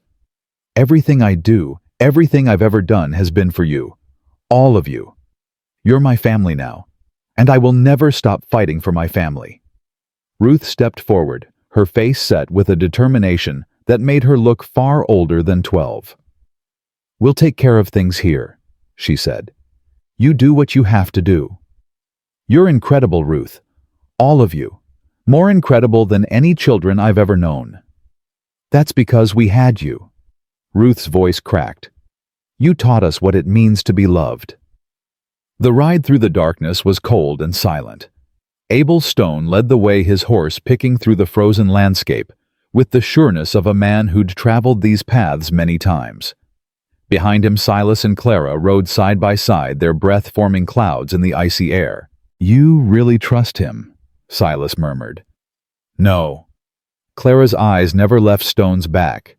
"But I trust that he wants redemption. Men who want redemption are predictable. They'll do almost anything to feel clean again. And if he's leading us into a trap, then we die fighting." She glanced at him. "That's still what you believe in, isn't it? Fighting to the end?" "It's the only thing I've ever believed in." They reached the territorial capital just as the first gray light of dawn began to creep over the horizon. "This way." Stone led them through back alleys and service entrances, past guards who looked the other way when he flashed a handful of coins. "The governor's office is on the 3rd floor. Victor will be there with his judge and whatever lawyers he's brought." "How many men?" 6, maybe 8. All armed, but they won't expect trouble inside the building. Victor thinks he's already won. "Then let's show him how wrong he is." They climbed the service stairs in silence, their footsteps echoing in the narrow passage. Silas's heart pounded against his ribs. His hands were steady on his rifle. He'd faced death before. He could face it again. The governor's door was guarded by 2 men with shotguns. "Abel?" One of them frowned. "What are you doing here?" "Boss sent me to check on things." Stone's voice was casual. "He said there might be trouble." "What kind of trouble?" "This kind." Stone moved like lightning. Before either guard could react, he'd disarmed them both, his pistol pressed against one man's temple, while Silas covered the other. "Open the door," Stone said. Slowly. The door swung open to reveal a scene that made Silas's blood boil. Victor Weston stood beside a massive desk, a stack of papers spread before him. Behind the desk sat a portly man in judicial robes, the corrupt Judge Stone had mentioned. And along the walls, half a dozen armed men watched with predatory eyes. "What is the meaning of this?" The judge's face went red. "This is a government building. You can't just—" "Shut up." Silas leveled his rifle at Victor. "We're here to have a conversation." Victor's face twisted through a dozen emotions before settling on cold fury. "Abel, I should have known. Treacherous dog. Takes one to know one." Stone kept his pistol trained on the guards. "These papers ain't getting signed, Victor. It's over." "Over?" Victor laughed. "You think this changes anything? I have witnesses who saw Clara kill my brother. I have warrants signed by legitimate authorities. I have the entire legal system of this territory behind me." "You have lies." Clara stepped forward, her voice cutting through the room like a blade. "You have money and power and corruption, but you don't have the truth. The truth is whatever I say it is." "Not anymore." A new voice came from behind them. Everyone turned. Standing in the doorway, surrounded by territorial marshals, was a woman in her 60s with silver hair and eyes like ice. Eugenia Prescott. "Governor Mitchell received some very interesting documents this morning," she said. "Letters written in your own hand, Victor, detailing your plans to murder your brother and sell those children to labor camps. Letters that were delivered to me by someone who knows exactly how you operate." Victor's face went white. Those letters were stolen from your safe by a housekeeper you thought too stupid to read. Mrs. Prescott smiled coldly. Martha Simmons sends her regards. She's been collecting evidence against you for 15 years, waiting for the right moment to use it. This is ridiculous. This is justice. Mrs. Prescott gestured to the marshals. Victor Weston, you're under arrest for the murder of Henry Weston. I suggest you don't resist. Victor looked around the room, at the marshals, at the guns pointed at his chest, at the judge who was already backing away and claiming ignorance. His face contorted with rage. You think this is over? He lunged toward Clara, a knife appearing in his hand from nowhere. Silas fired. The bullet caught Victor in the shoulder, spinning him around and slamming him against the wall. The knife clattered to the floor. It's over, Silas said quietly. It's finally over. Victor slumped to the ground, blood spreading across his expensive coat, his eyes burning with hatred that would never die. I'll see you in hell, he spat. Maybe. Clara stepped over him without a second glance. But not today. The marshals dragged Victor away, his blood leaving a trail across the polished floor. Clara watched him go, her face blank, her hands trembling at her sides. It's not over yet. Mrs. Prescott's voice cut through the silence. The arrest is just the beginning. There will be a trial. Victor's lawyers will fight every piece of evidence we have. Let them fight. Clara's voice was hollow. I've been fighting for 6 weeks. I can fight a little longer. Can you? Mrs. Prescott stepped closer, her eyes searching Clara's face. Because what comes next will be worse than anything Victor's men could do with guns. They're going to tear your life apart in that courtroom. Every mistake you've ever made, every secret you've ever kept, they'll use it all against you. I don't have secrets. Everyone has secrets, Mrs. Weston. The question is whether yours are worth dying for. The ride back to the ranch took twice as long as the journey out. Silas pushed the horses as hard as he dared, but exhaustion was catching up with all of them. Clara swayed in her saddle, barely conscious. Abel Stone rode in silence, his face unreadable. You saved us back there. Silas didn't look at Stone as he spoke. I ain't sure why, but you did. I told you, some things money can't buy back. That ain't enough of an answer. Stone was quiet for a long moment. I had a sister once, Rose. She was 7 years younger than me, sweet as sugar, never hurt anyone in her life. His voice cracked. She got sick when she was 12. Fever took her in 3 days. I wasn't there when she died. I was off drinking and gambling, wasting my life on things that didn't matter. I'm sorry. Don't be. It was 20 years ago. Stone's jaw tightened. But when I saw those children at Victor's camp, when I heard him talking about selling them like cattle, I kept thinking about Rose, about what would have happened to her if she'd lived, and I hadn't been there to protect her. So you missed on purpose. I aimed for Mrs. Weston's leg instead of her heart. Told myself it was an accident that my hand slipped. Stone shook his head. But I knew. Deep down, I knew I couldn't do it. Couldn't be the man who killed a mother in front of her children. They're not her children, not by blood. Blood don't make family, Mr. Brennan. You of all people should know that. The children were waiting on the porch when they arrived. Daniel spotted them first and came running, his face wild with relief and fear and 100 other emotions he was too young to process. You're alive! His voice cracked. You're alive, you're alive, you're... Clara dismounted and caught him in her arms. I'm here. I'm not going anywhere. We heard about Victor. Daniel pulled back, his eyes searching her face. Is it true? Is he really arrested? It's true. Does that mean it's over? Clara looked at Silas. He saw the weight of everything still to come in her eyes. Not yet, she said softly, but soon. The other children crowded around each one, needing to touch Clara to confirm that she was real, that she hadn't been taken from them like everyone else they'd ever loved. Lily pressed her face against Clara's stomach and wouldn't let go. The twins grabbed her hands, one on each side, Samuel stood back trying to look brave, but his lower lip was trembling. "I thought you weren't coming back." Ruth's voice was barely a whisper. "When the sun came up and you weren't here, I thought, I will always come back." Clara knelt down to look Ruth in the eye. "Do you hear me? I will always, always come back for you, no matter what. Promise. Promise." The trial was set for 3 weeks later.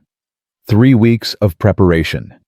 3 weeks of depositions and witness statements and legal maneuvering that made Silas's head spin.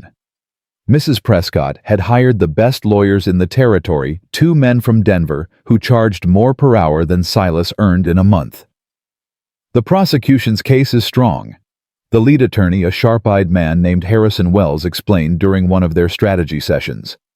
"We have Reverend Blackwood's eyewitness testimony. We have Martha Simmons's letters. We have Abel Stone's willingness to testify against his former employer. But Victor's lawyers are good. They'll try to discredit every single witness." "How?" Clara asked. "Blackwood is old. They'll say his eyesight is failing, his memory is unreliable. Martha Simmons was a disgruntled employee who was fired for theft. That's the story Victor's been spreading for years. And Stone is a hired gun who's been paid to switch sides. None of that is true. Truth doesn't always win in court, Mrs. Weston. What wins is perception. And right now Victor Weston is perceived as a wealthy, respected businessman who was wrongfully accused by his brother's scheming widow. Then we change the perception. That's exactly what we're going to do." Wells spread a stack of papers across the table.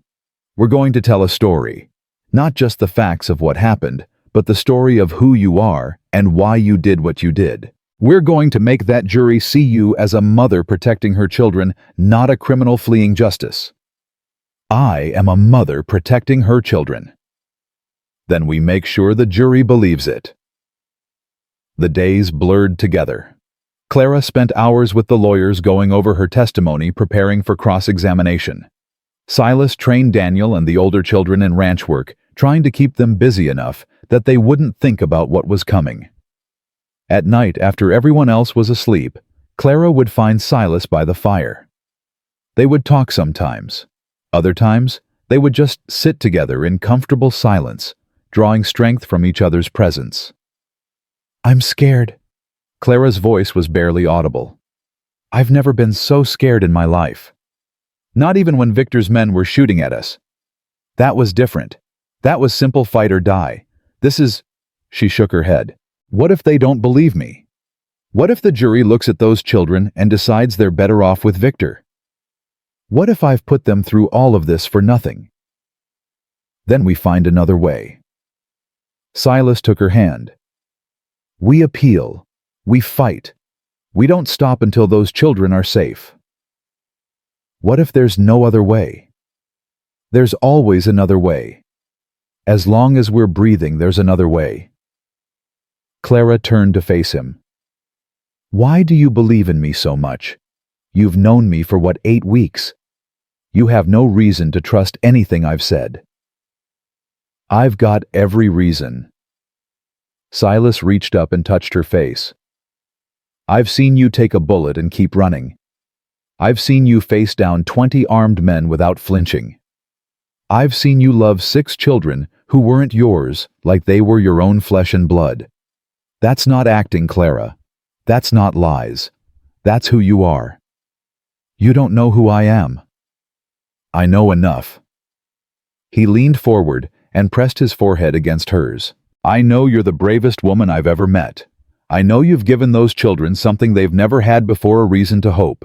And I know that whatever happens in that courtroom, I'm going to be right beside you every single minute. Why? Because I love you."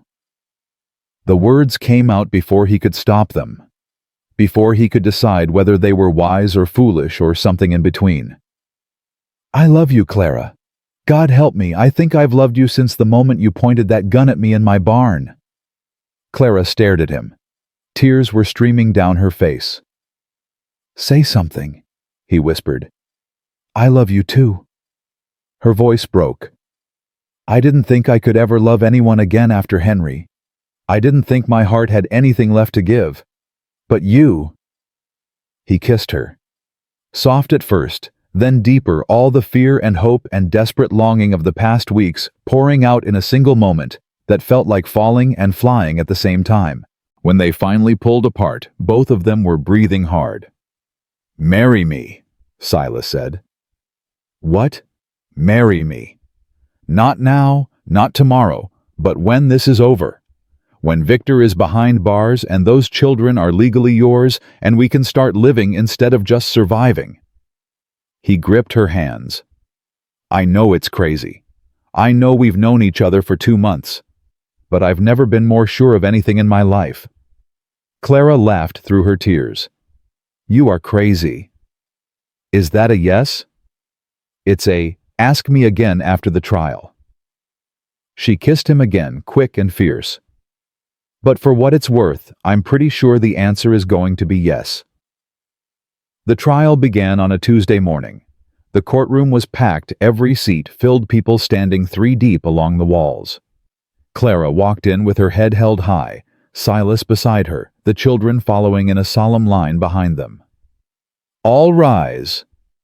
Judge Margaret Hayes entered, a surprise that had thrown Victor's lawyers into a panic. Hayes was known throughout the territory as incorruptible, the kind of judge who couldn't be bought or intimidated or swayed by anything except evidence. "This court is now in session. The Territory of Wyoming versus Victor Jonathan Weston, charged with murder in the 1st degree and conspiracy to commit human trafficking." Hayes's voice was ice. "How does the defendant plead?" Victor rose immaculate in his expensive suit, his wounded shoulder hidden beneath careful tailoring. "Not guilty, Your Honor." "Very well. Prosecution, you may begin." Harrison Wells stood and addressed the jury. His voice was calm, measured, almost conversational. "Ladies and gentlemen, the defense is going to tell you a story. They're going to tell you that Clara Weston is a murderer, a kidnapper, a woman so consumed by greed that she killed her own husband to get his money. It's a compelling story. It's dramatic. It's exactly the kind of story that Victor Weston has been spreading for the past 2 months. He paused, letting the silence stretch. "But it's a lie." Wells walked slowly in front of the jury box, making eye contact with each member in turn. "The truth is simpler and more tragic. Henry Weston was a good man, a kind man, a man who saw children suffering and couldn't turn away. He and his wife Clara took in 6 orphans' children who had been abandoned, abused, left to die by a world that didn't care about them. They gave those children a home, a family, hope. And Victor Weston couldn't stand it." Wells turned to face the defendant. Victor wanted those children for himself, not to love them, not to care for them, but to sell them, to labor camps, to factories, to anyone who would pay for young bodies and ask no questions. A murmur rippled through the courtroom. When Henry refused, Victor murdered him in cold blood, shot him in the back in front of his wife and 6 terrified children. Then he put a bounty on Clara's head and chased her across 3 territories, determined to silence the only witnesses to his crime. Wells returned to his seat. "Over the next few days, you're going to hear from those witnesses. You're going to hear the truth, the real truth, not the story Victor Weston has been paying people to believe. And when you've heard it all, I'm confident you'll see what we see: a murderer who must face justice." The defense attorney, a silver-tongued man named Prescott, no relation to Eugenia, rose with a confident smile. "Members of the jury, the prosecution wants you to believe in fairy tales, evil villains and innocent victims, good versus evil. But real life isn't that simple." He walked toward Clara, stopping just a few feet from where she sat.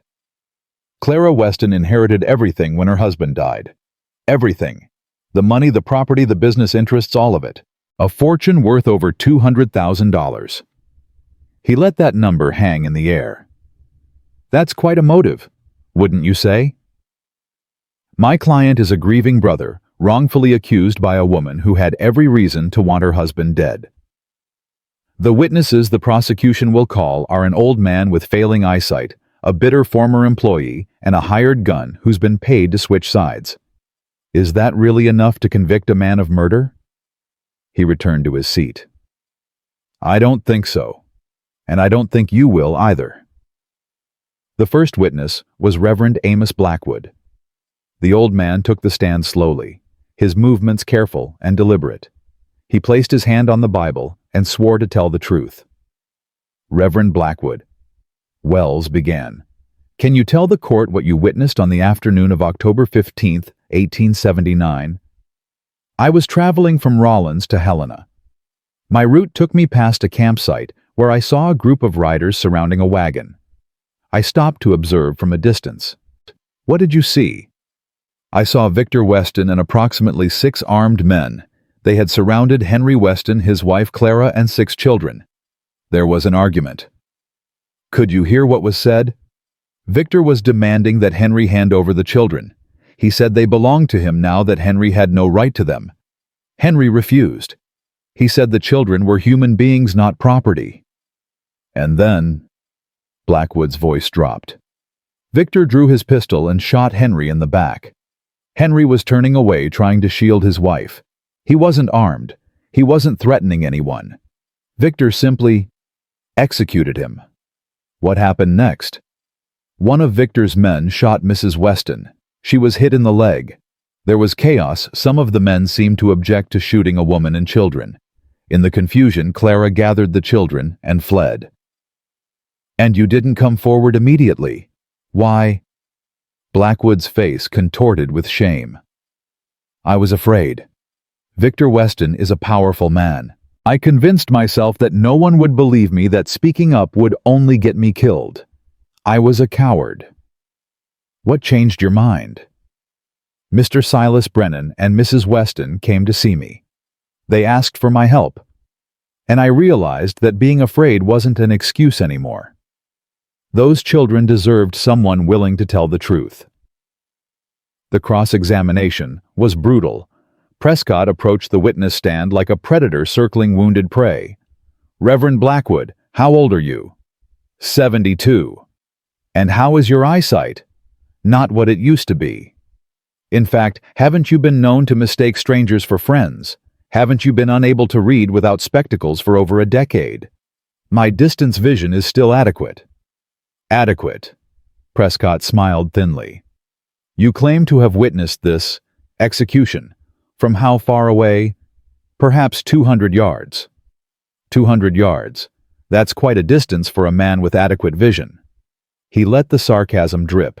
Isn't it possible, Reverend, that what you saw was an argument that escalated into tragedy? A confrontation where both brothers drew weapons, and Henry was simply slower. No, Henry wasn't armed.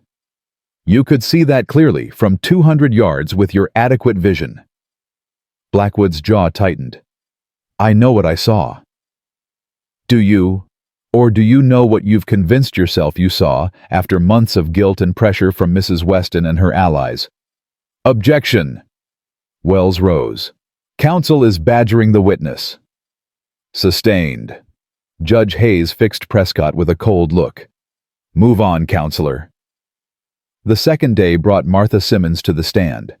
The former housekeeper was a small woman, plain and forgettable, exactly the kind of person wealthy men overlooked. She'd worked in the Weston household for 15 years before Victor fired her for theft, a charge she'd always denied. Mrs. Simmons. Wells said, Can you tell the court about the documents you provided to the prosecution? They're letters written by Victor Weston. I found them in his study one night while I was cleaning. They detail his plans to murder his brother and take control of the family business. How do you know Victor wrote them? I recognize his handwriting. I served that household for 15 years. I know his writing as well as I know my own. Why did you keep these letters secret for so long? I was afraid. Victor found out I'd seen something I shouldn't have. He fired me and spread rumors that I was a thief. No one would hire me. I lost everything. Her voice cracked. I've been waiting 15 years for a chance to make things right. The cross-examination focused on her credibility. Mrs. Simmons, isn't it true that you were fired for stealing silverware from the Weston household? That's what Victor claimed. It wasn't true. So you say. But the fact remains that you have every reason to want revenge against the man who ruined your life. Don't you? I want justice. That's not the same thing, isn't it? Prescott held up the letters. These documents conveniently appeared just when Mrs. Clara Weston needed them most. Isn't it possible that you fabricated them to help destroy the man you blame for your misfortune? I didn't fabricate anything. Can you prove that? Martha's face went pale. The handwriting. Handwriting can be forged, Mrs. Simmons, especially by someone who spent 15 years nursing a grudge. The third day belonged to Abel Stone. The former gunslinger walked to the witness stand like a man going to his own execution. His face was gaunt, his eyes haunted. Whatever peace he'd found in his decision to testify, it wasn't visible today. Mr. Stone, Wells began. You were employed by Victor Weston for approximately 2 years. Is that correct? Yes. And in that time you participated in various activities on his behalf. I was a hired gun. I did what I was paid to do. Including the attack on Henry and Clara Weston's camp. Yes. Can you tell the court what you witnessed that day? Stone took a deep breath. Victor told us we were going to retrieve his brother's wife and some children she'd kidnapped. He said Henry had been manipulated, that Clara was dangerous. When we got to the camp, Victor confronted Henry. They argued. Henry said he wouldn't hand over the children, that they weren't property. And then, Victor shot him. Stone's voice was flat. Henry was turning away. He wasn't armed. Victor just pulled the trigger. What happened next? I was ordered to shoot Clara. Victor wanted all the witnesses dead. Stone paused. I missed on purpose. Hit her in the leg instead of the chest. Told Victor my hand slipped. Why? Because I couldn't do it. Stone's voice cracked. I've done a lot of things I'm not proud of, but I couldn't murder a woman in front of her children. I couldn't be that man. The cross-examination was vicious. Mr. Stone, how much is Mrs. Prescott paying you to testify? Nothing. Nothing? A man who's been a hired gun his whole life suddenly develops a conscience for free. I'm not being paid. Then why are you here? Why would a man with your history risk everything to help a woman he barely knows? Stone looked at the jury. Because some things matter more than money. Because I have to live with what I've done, and this is the only way I know to make it right. How touching. Prescott's voice dripped with sarcasm. The reformed killer seeking redemption. Tell me, Mr. Stone, how many men have you killed in your career? I don't know. You don't know, a dozen, 2 dozen more. I stopped counting.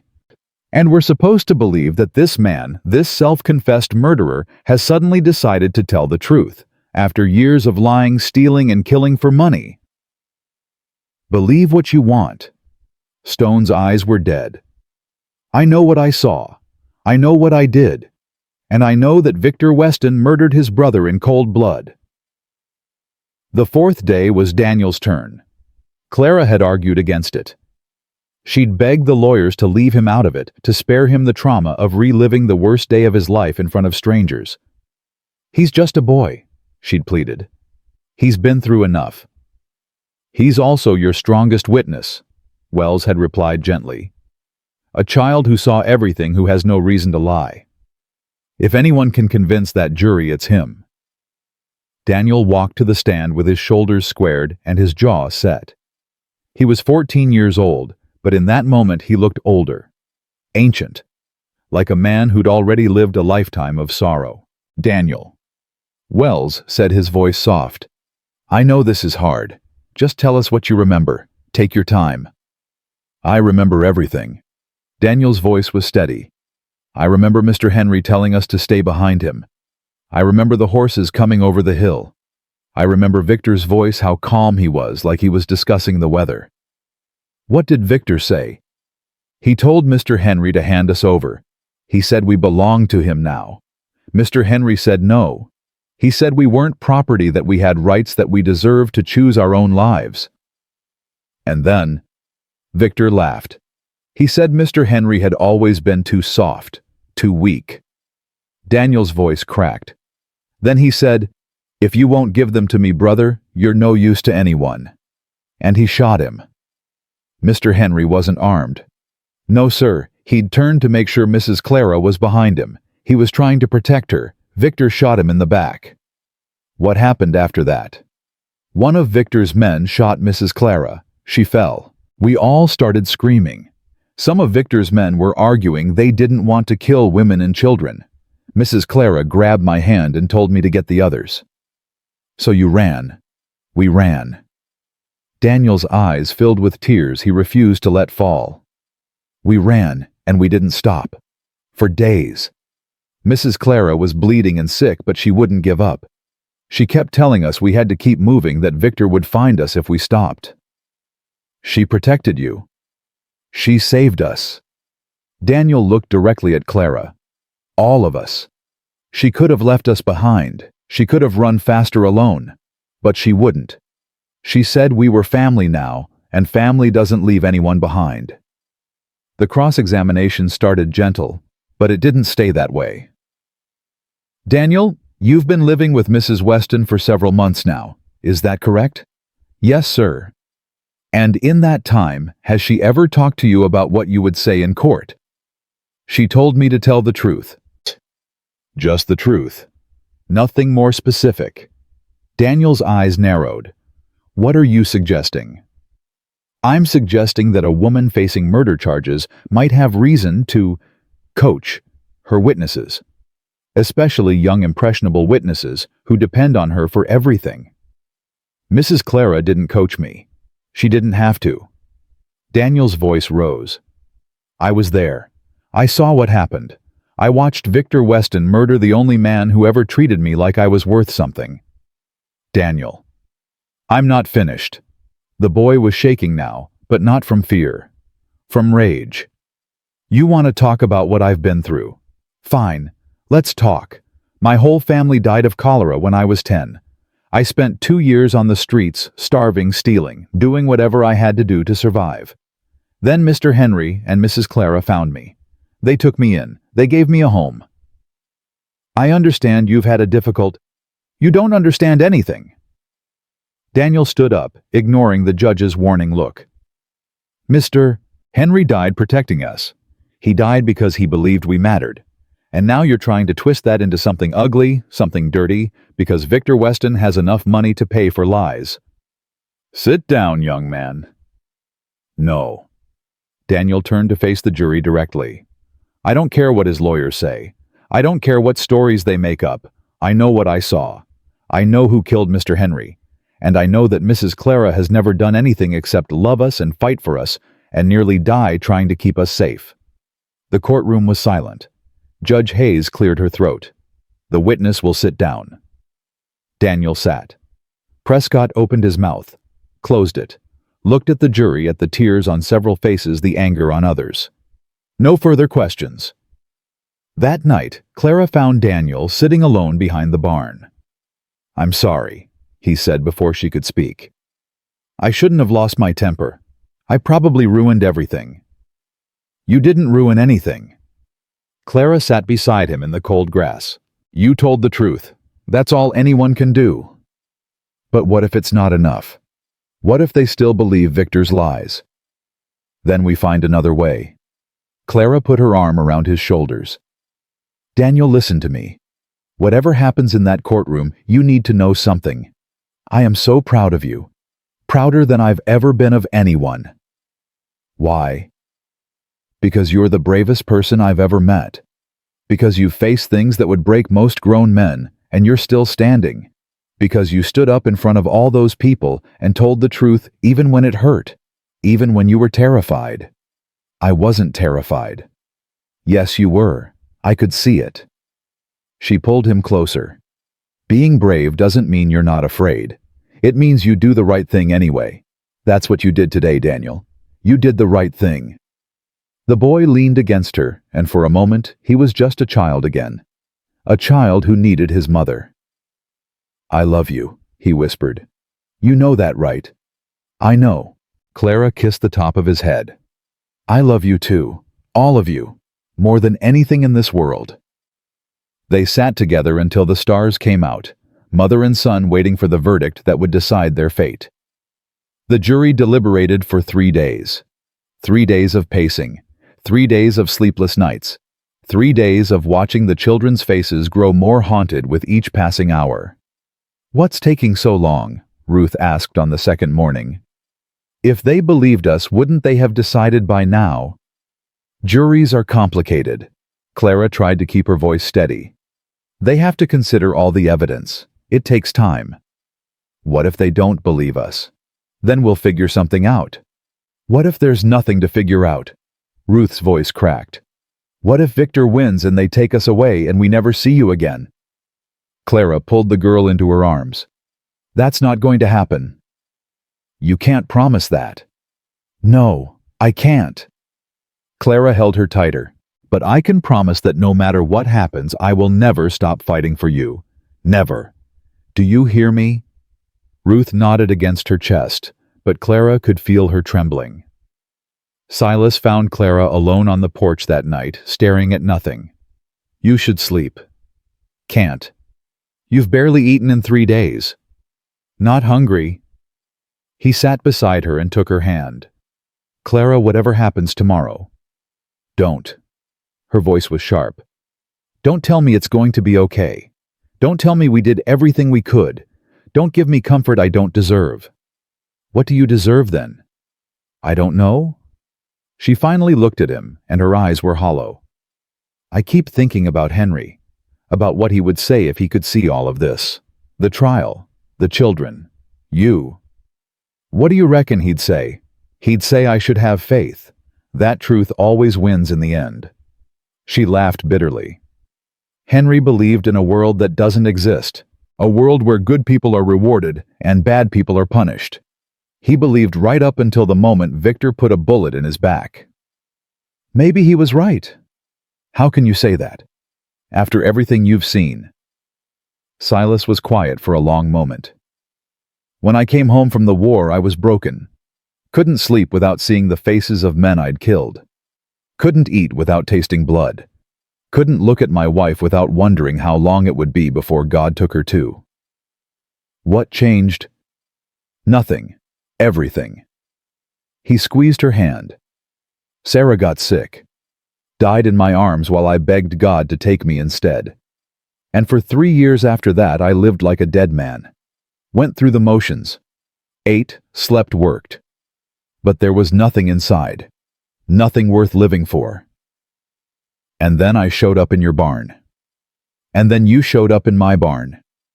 He turned to face her. "With a bullet in your leg and 6 children behind you and a gun pointed at my chest. And something happened. Something I can't explain. I looked at you, at this bleeding, terrified, desperate woman, and I thought, she's still fighting. After everything she's been through, she's still fighting. That's not faith. That's stubbornness. Maybe they're the same thing." Silas lifted her hand to his lips. "Clara, I don't know what's going to happen tomorrow. I don't know if the jury will see the truth or if Victor's money will buy him another lie. But I know this: I've spent 3 years waiting to die. And now, for the first time since I buried Sarah, I want to live." "Why?" "Because of you. Because of those children. Because I finally found something worth fighting for." He leaned forward and pressed his forehead against hers. "Whatever happens tomorrow, we face it together. That's all I can promise. But it's everything I have." Clara closed her eyes. Tears slipped down her cheeks. "I love you," she whispered. "I love you too."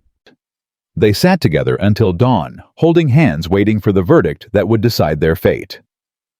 The courthouse was packed when they arrived. Every seat was filled. People lined the walls 3 deep. Clara walked through the crowd with her head held high. Silas on one side, the children following behind in a solemn procession. Daniel walked at the rear, his shoulders squared like a soldier going into battle. "All rise." Judge Hayes entered and took her seat. Her face was unreadable. "The jury has reached a verdict.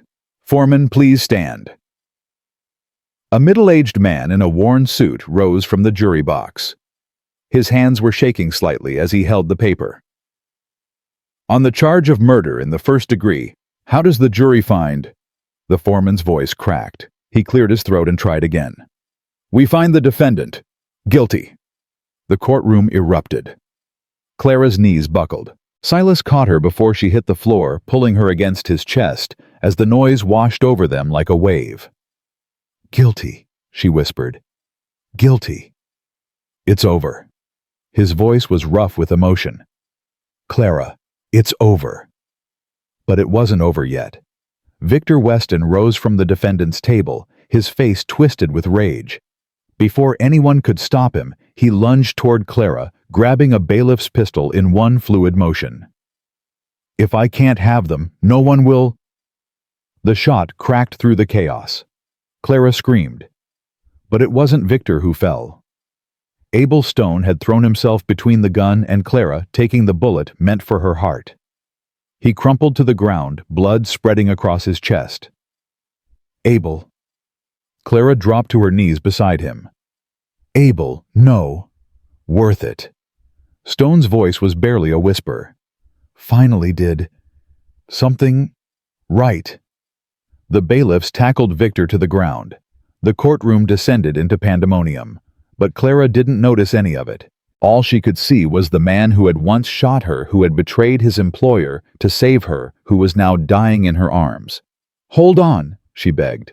Please, just hold on. Take care of those kids. Stone's eyes were going glassy. Give them what I never had. Abel. A family. He smiled, blood staining his teeth. That's all anyone really wants, isn't it? His eyes closed. Clara held him as he died, this stranger who had become something more. This enemy who had become an ally. This broken man who had found redemption in his final moments.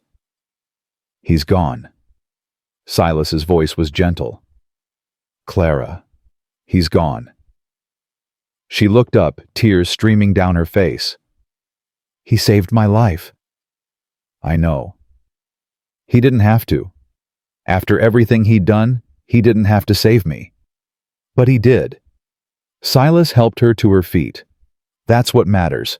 That's what he'd want you to remember.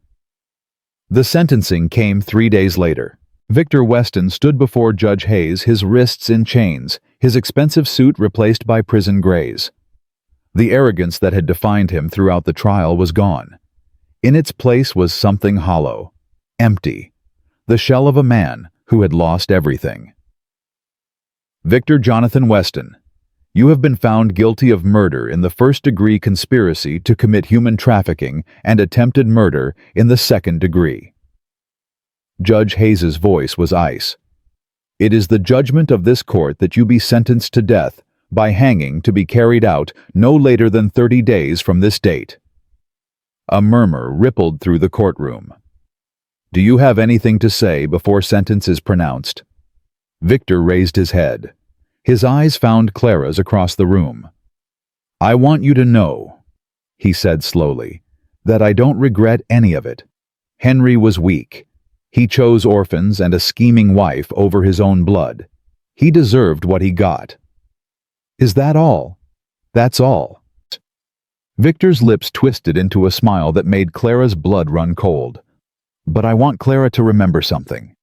Every time she looks at those children, every time she thinks about her precious family, I want her to remember that I took Henry from her. I put that bullet in his back, and nothing, not this trial, not this sentence, not the rope they're going to put around my neck will ever change that. Judge Hayes's expression didn't flicker. Victor Weston, you are hereby remanded to custody pending execution. May God have mercy on your soul. The bailiffs led him away. Clara watched him go, this monster who had haunted her nightmares for months. And she felt nothing. No satisfaction, no relief, just a hollow emptiness where her fear used to live. It's over, Silas said quietly. Truly over this time. Is it? Clara's voice was distant. Henry's still dead. Abel's still dead. Nothing that happened in this courtroom changes any of that. No, but those children are safe. You're safe, and Victor Weston will never hurt anyone again. Clara closed her eyes. I keep waiting to feel something. Joy, relief, vindication. But all I feel is tired. That's grief. Silas took her hand. It doesn't go away just because justice is served, but it gets lighter. Day by day, year by year, it gets lighter. How do you know? Because I've been carrying it for 3 years, and for the first time since Sarah died, I can feel it starting to lift. The wedding was held 3 weeks later. Not a grand affair, just the family gathered beneath the cottonwood trees on Silas's ranch. Pastor Blackwood presided, his voice stronger than it had been in years. Mrs. Prescott sat in the front row, dabbing at her eyes with a silk handkerchief. Sheriff Harrison stood guard at the property line, though there was no longer any threat to guard against. And the children, the 6 beautiful, broken, miraculous children, stood in a row behind Clara and Silas, their faces shining with something that looked almost like hope. Do you, Silas Brennan, take this woman to be your lawfully wedded wife? I do. Do you, Clara Weston, take this man to be your lawfully wedded husband? Clara looked at Silas, this stranger who had become her salvation, this widower who had opened his door to a bleeding woman and 7 terrified children, this man who had fought for her, killed for her, nearly died for her. I do. Then, by the power vested in me by the territory of Wyoming, I now pronounce you husband and wife. Blackwood smiled. You may kiss the bride. Silas pulled her into his arms and kissed her. The children cheered. Mrs. Prescott burst into tears. Even Sheriff Harrison was seen wiping his eyes. I love you, Mrs. Brennan, Silas murmured against her lips. I love you too, Mr. Brennan. Clara pulled back to look at him. Now let's go start the rest of our lives. The adoption papers were signed the following month. 6 children legally and officially the children of Silas and Clara Brennan. 6 orphans who had found a home. 6 lost souls who had finally found a family. Does this mean you're really our parents now? Lily asked, clutching her rag doll to her chest. It means we've always been your parents, Clara said, kneeling to look her in the eye. The papers just make it official. What's official mean? It means no one can ever take you away from us. Ever. Lily threw her arms around Clara's neck. I love you, Mama. The word hit Clara like a physical blow. Mama. Not Mrs. Clara. Not Mrs. Weston. Mama. I love you too, sweetheart. More than you'll ever know. The twins came next, demanding their share of hugs.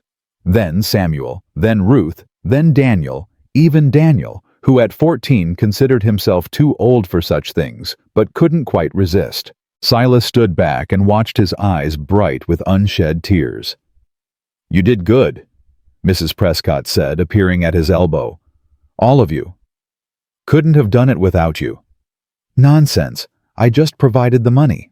She patted his arm. The courage was all yours. And the children's. And the children's. Mrs. Prescott was quiet for a moment. I've been thinking about what Clara said during the trial. About the children who are still out there. The ones who have no one to fight for them. What about them? Someone should do something. Her eyes met his. Someone should give them what you've given these 6. A home. A family. A chance. That's a big undertaking. It is. But I have money and no one to leave it to. And you have land and a heart big enough to love strangers. She paused. What do you say, Mr. Brennan, interested in saving a few more children? Silas looked at Clara, at the family they'd built from nothing. At the love that had grown from tragedy. I reckon we might be. Haven Ranch was established the following spring. It started small, just a few additional buildings, a schoolhouse, a dormitory that could hold 12 children at most. But word spread quickly. Within months, they were receiving letters from all over the territory. Orphanages that couldn't handle their load. Sheriffs who'd found abandoned children. churches that had taken in strays they couldn't keep. "We need more space," Clara said one morning, poring over the accounts. "More beds, more teachers, more everything." "We'll build it." "With what money?" "We'll find it." Silas put his hand over hers. "We always do." Mrs. Prescott's donation came through a week later enough to triple the size of Haven Ranch and hire a full staff. With it came a letter. "Consider this my legacy," she wrote. "When I'm gone, I want the world to know that I did something that mattered, something that outlasted me. You've given me that gift, Clara. You and Silas and those remarkable children. Thank you." The first orphan to arrive at Haven Ranch was a boy named William. He was 7 years old, found wandering the streets of Cheyenne after his parents died in a fire. He came clutching a tin soldier, the only thing he'd saved from the blaze, his eyes wide with the particular terror of a child who has learned that the world is not a safe place. Clara met him at the door. "Hello, William. My name is Clara. Welcome to Haven Ranch." The boy stared at her. "Are you going to hurt me?" "No, sweetheart. No one here is going to hurt you, ever." "That's what the last people said." Clara knelt down to his level. "I know you're scared. I know you've been through terrible things, but I want you to know something. See those children over there?" William looked. Daniel was teaching Samuel to rope a fence post. Ruth was helping the twins plant a garden. Lily was drawing pictures in the dirt with a stick. They were all like you once, scared, alone, convinced that no one in the world cared about them. But now they're a family. My family. And if you'll let us, we'd like you to be part of our family too. Why? Because everyone deserves to be loved, William, even when the world tells them they don't. The boy stared at her for a long moment. Then slowly he reached out and took her hand. "Okay," he whispered. "I'll try." That's all anyone can ask. The years passed like water through fingers. Haven Ranch grew. First a dozen children, then 2 dozen, then more. Buildings sprouted across the property: dormitories, schoolhouses, workshops, barns. Staff came and went, but the mission remained the same: give homeless children a home. Give lost souls a family. Give hopeless hearts a reason to hope. Daniel grew into a young man strong and capable and wise beyond his years. At 18, he began working alongside Silas, helping to run the ranch and train the older children in the skills they'd need to survive on their own. "You could leave, you know," Silas told him one evening. "Go to college, see the world. You don't have to stay here." "I know." Daniel looked out at the children playing in the yard, a scene that had become as familiar as his own heartbeat. "But this is where I belong. These are my people, my family." "You sound like your mother." Daniel smiled. "I'll take that as a compliment." Ruth became a teacher, her natural gift for healing finding expression in a different kind of medicine, the medicine of knowledge, of patience, of gentle guidance. She taught the youngest children to read, to write, to believe in themselves. Samuel went east to study law, determined to become the kind of advocate who would fight for children like him, children who had no one else to fight for them. He wrote letters home every week, each one filled with stories of his studies and dreams for the future. Lily discovered art. Her drawings, once simple sketches in the dirt, became paintings that hung in galleries across the territory. She used the money from her sales to fund scholarships for Haven Ranch children who wanted to continue their education. The twins, Jacob and Josiah, became inseparable partners in a livestock business that supplied half the ranches in Wyoming. They never married, content to live together on the property where they'd first learned what it meant to be safe. And through it all, Clara and Silas remained at the center. Older, now grayer, slower, but no less devoted to the work they'd started. No less committed to the family they'd built. "I've been thinking," Clara said one evening, sitting beside Silas on the porch where they'd sat 1,000 times before. "About everything that's happened, everything that led us here." "What about it?" If Victor hadn't done what he did, if Henry hadn't died, none of this would exist. Haven Ranch, the children we've saved, the family we've built. She paused. Does that mean something good came from something evil? Silas was quiet for a long moment. I think it means that we chose to make something good, that evil doesn't have the last word unless we let it. That's very philosophical for a rancher. I've had a lot of time to think. Clara laughed a real laugh, full and warm, the kind of laugh that had become so common over the years that she'd almost forgotten a time when she didn't know how to make it. I love you, Silas Brennan. I love you too, Clara Brennan. He took her hand. Every day for 20 years, and every day for whatever time we've got left. Is that a promise? It's the only one that matters. The letter came on a Tuesday afternoon. Clara was in the schoolhouse when Daniel brought it to her, his face pale. It's from the territorial prison, he said. About Victor. Clara's hands trembled as she opened the envelope. She'd known this day would come eventually. Victor's execution had been stayed for appeals, then delayed again.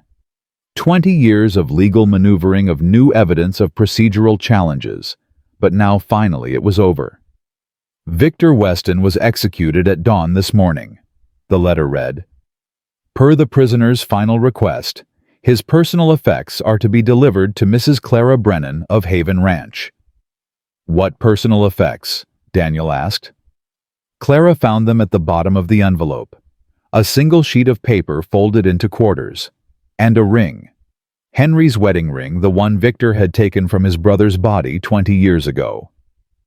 She unfolded the paper. Clara, the letter read. If you're reading this, I'm dead.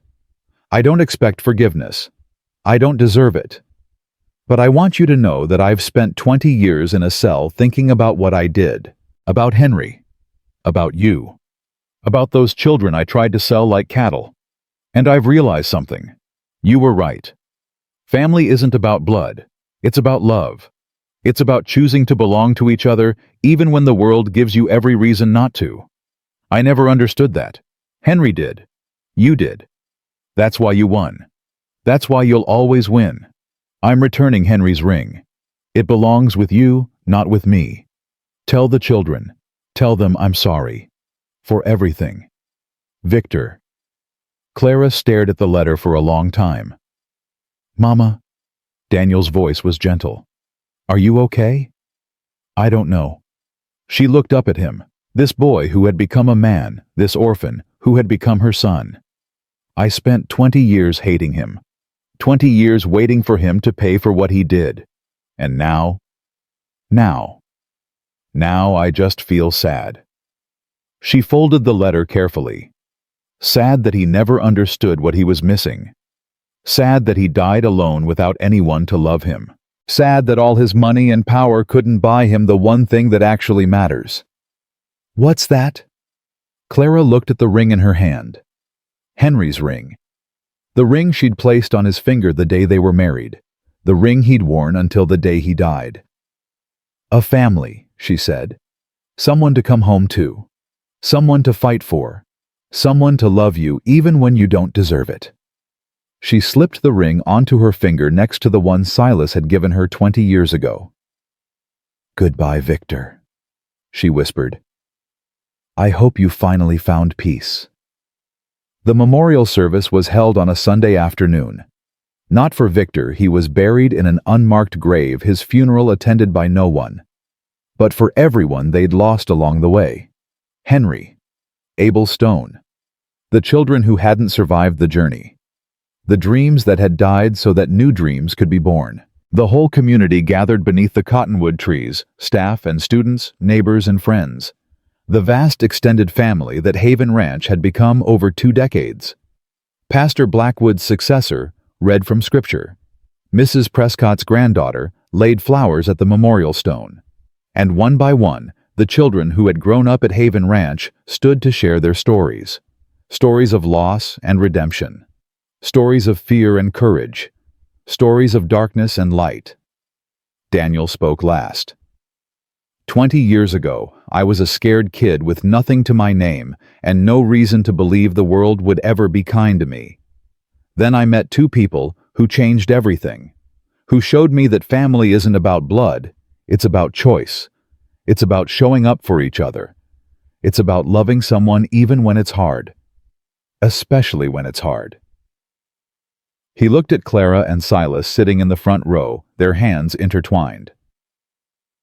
My mother and father gave me something I never thought I'd have. A home, a family, a reason to hope.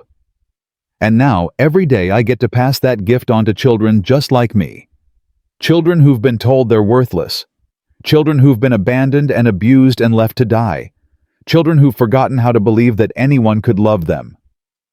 His voice cracked. That's the real legacy of Haven Ranch. Not the buildings or the programs or the money. The legacy is love. The legacy is showing up. The legacy is choosing every single day to be a family. He sat down. The crowd was silent. Then one by one they began to applaud. First a few people, then more, then everyone. A standing ovation that seemed to go on forever, a testament to everything this place had become. Clara leaned against Silas, tears streaming down her face. "We did good," she whispered. "We did." He kissed her temple. "We really did." That night, after everyone else had gone to bed, Clara walked alone to the memorial stone.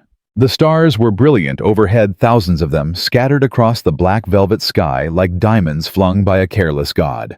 The same stars that had watched over her 20 years ago, when she'd stumbled into a stranger's barn with a bullet in her leg, and 6 children depending on her for survival. So much had changed since then. So much had been lost. So much had been found. "Henry," she said softly, "I don't know if you can hear me. I don't know if there's anything beyond this life, or if we just disappear when we die. But if you're out there somewhere, I want you to know something." She touched the memorial stone, feeling the rough granite beneath her fingers. "I kept my promise. I protected them. All of them. Not just our 600s of children, thousands maybe. Children who had no one. Children who needed a family. Children just like the ones we found all those years ago." Tears slipped down her cheeks. "I miss you.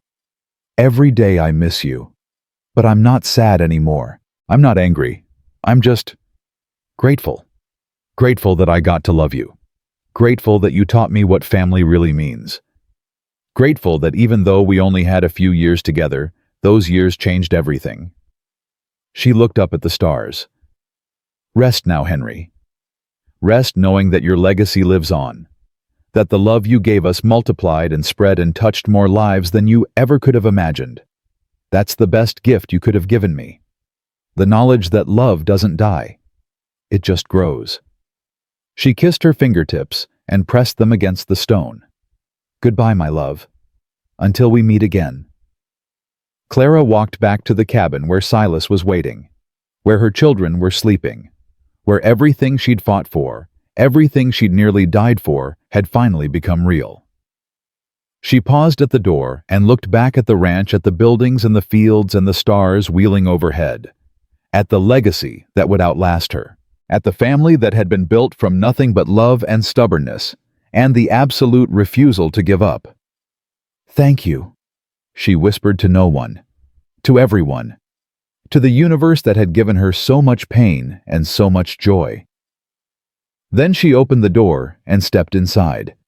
Behind her, the stars continued their eternal dance. The wind whispered through the cottonwood trees. And Haven Ranch slept peacefully, dreaming of all the children yet to come. All the families yet to be built.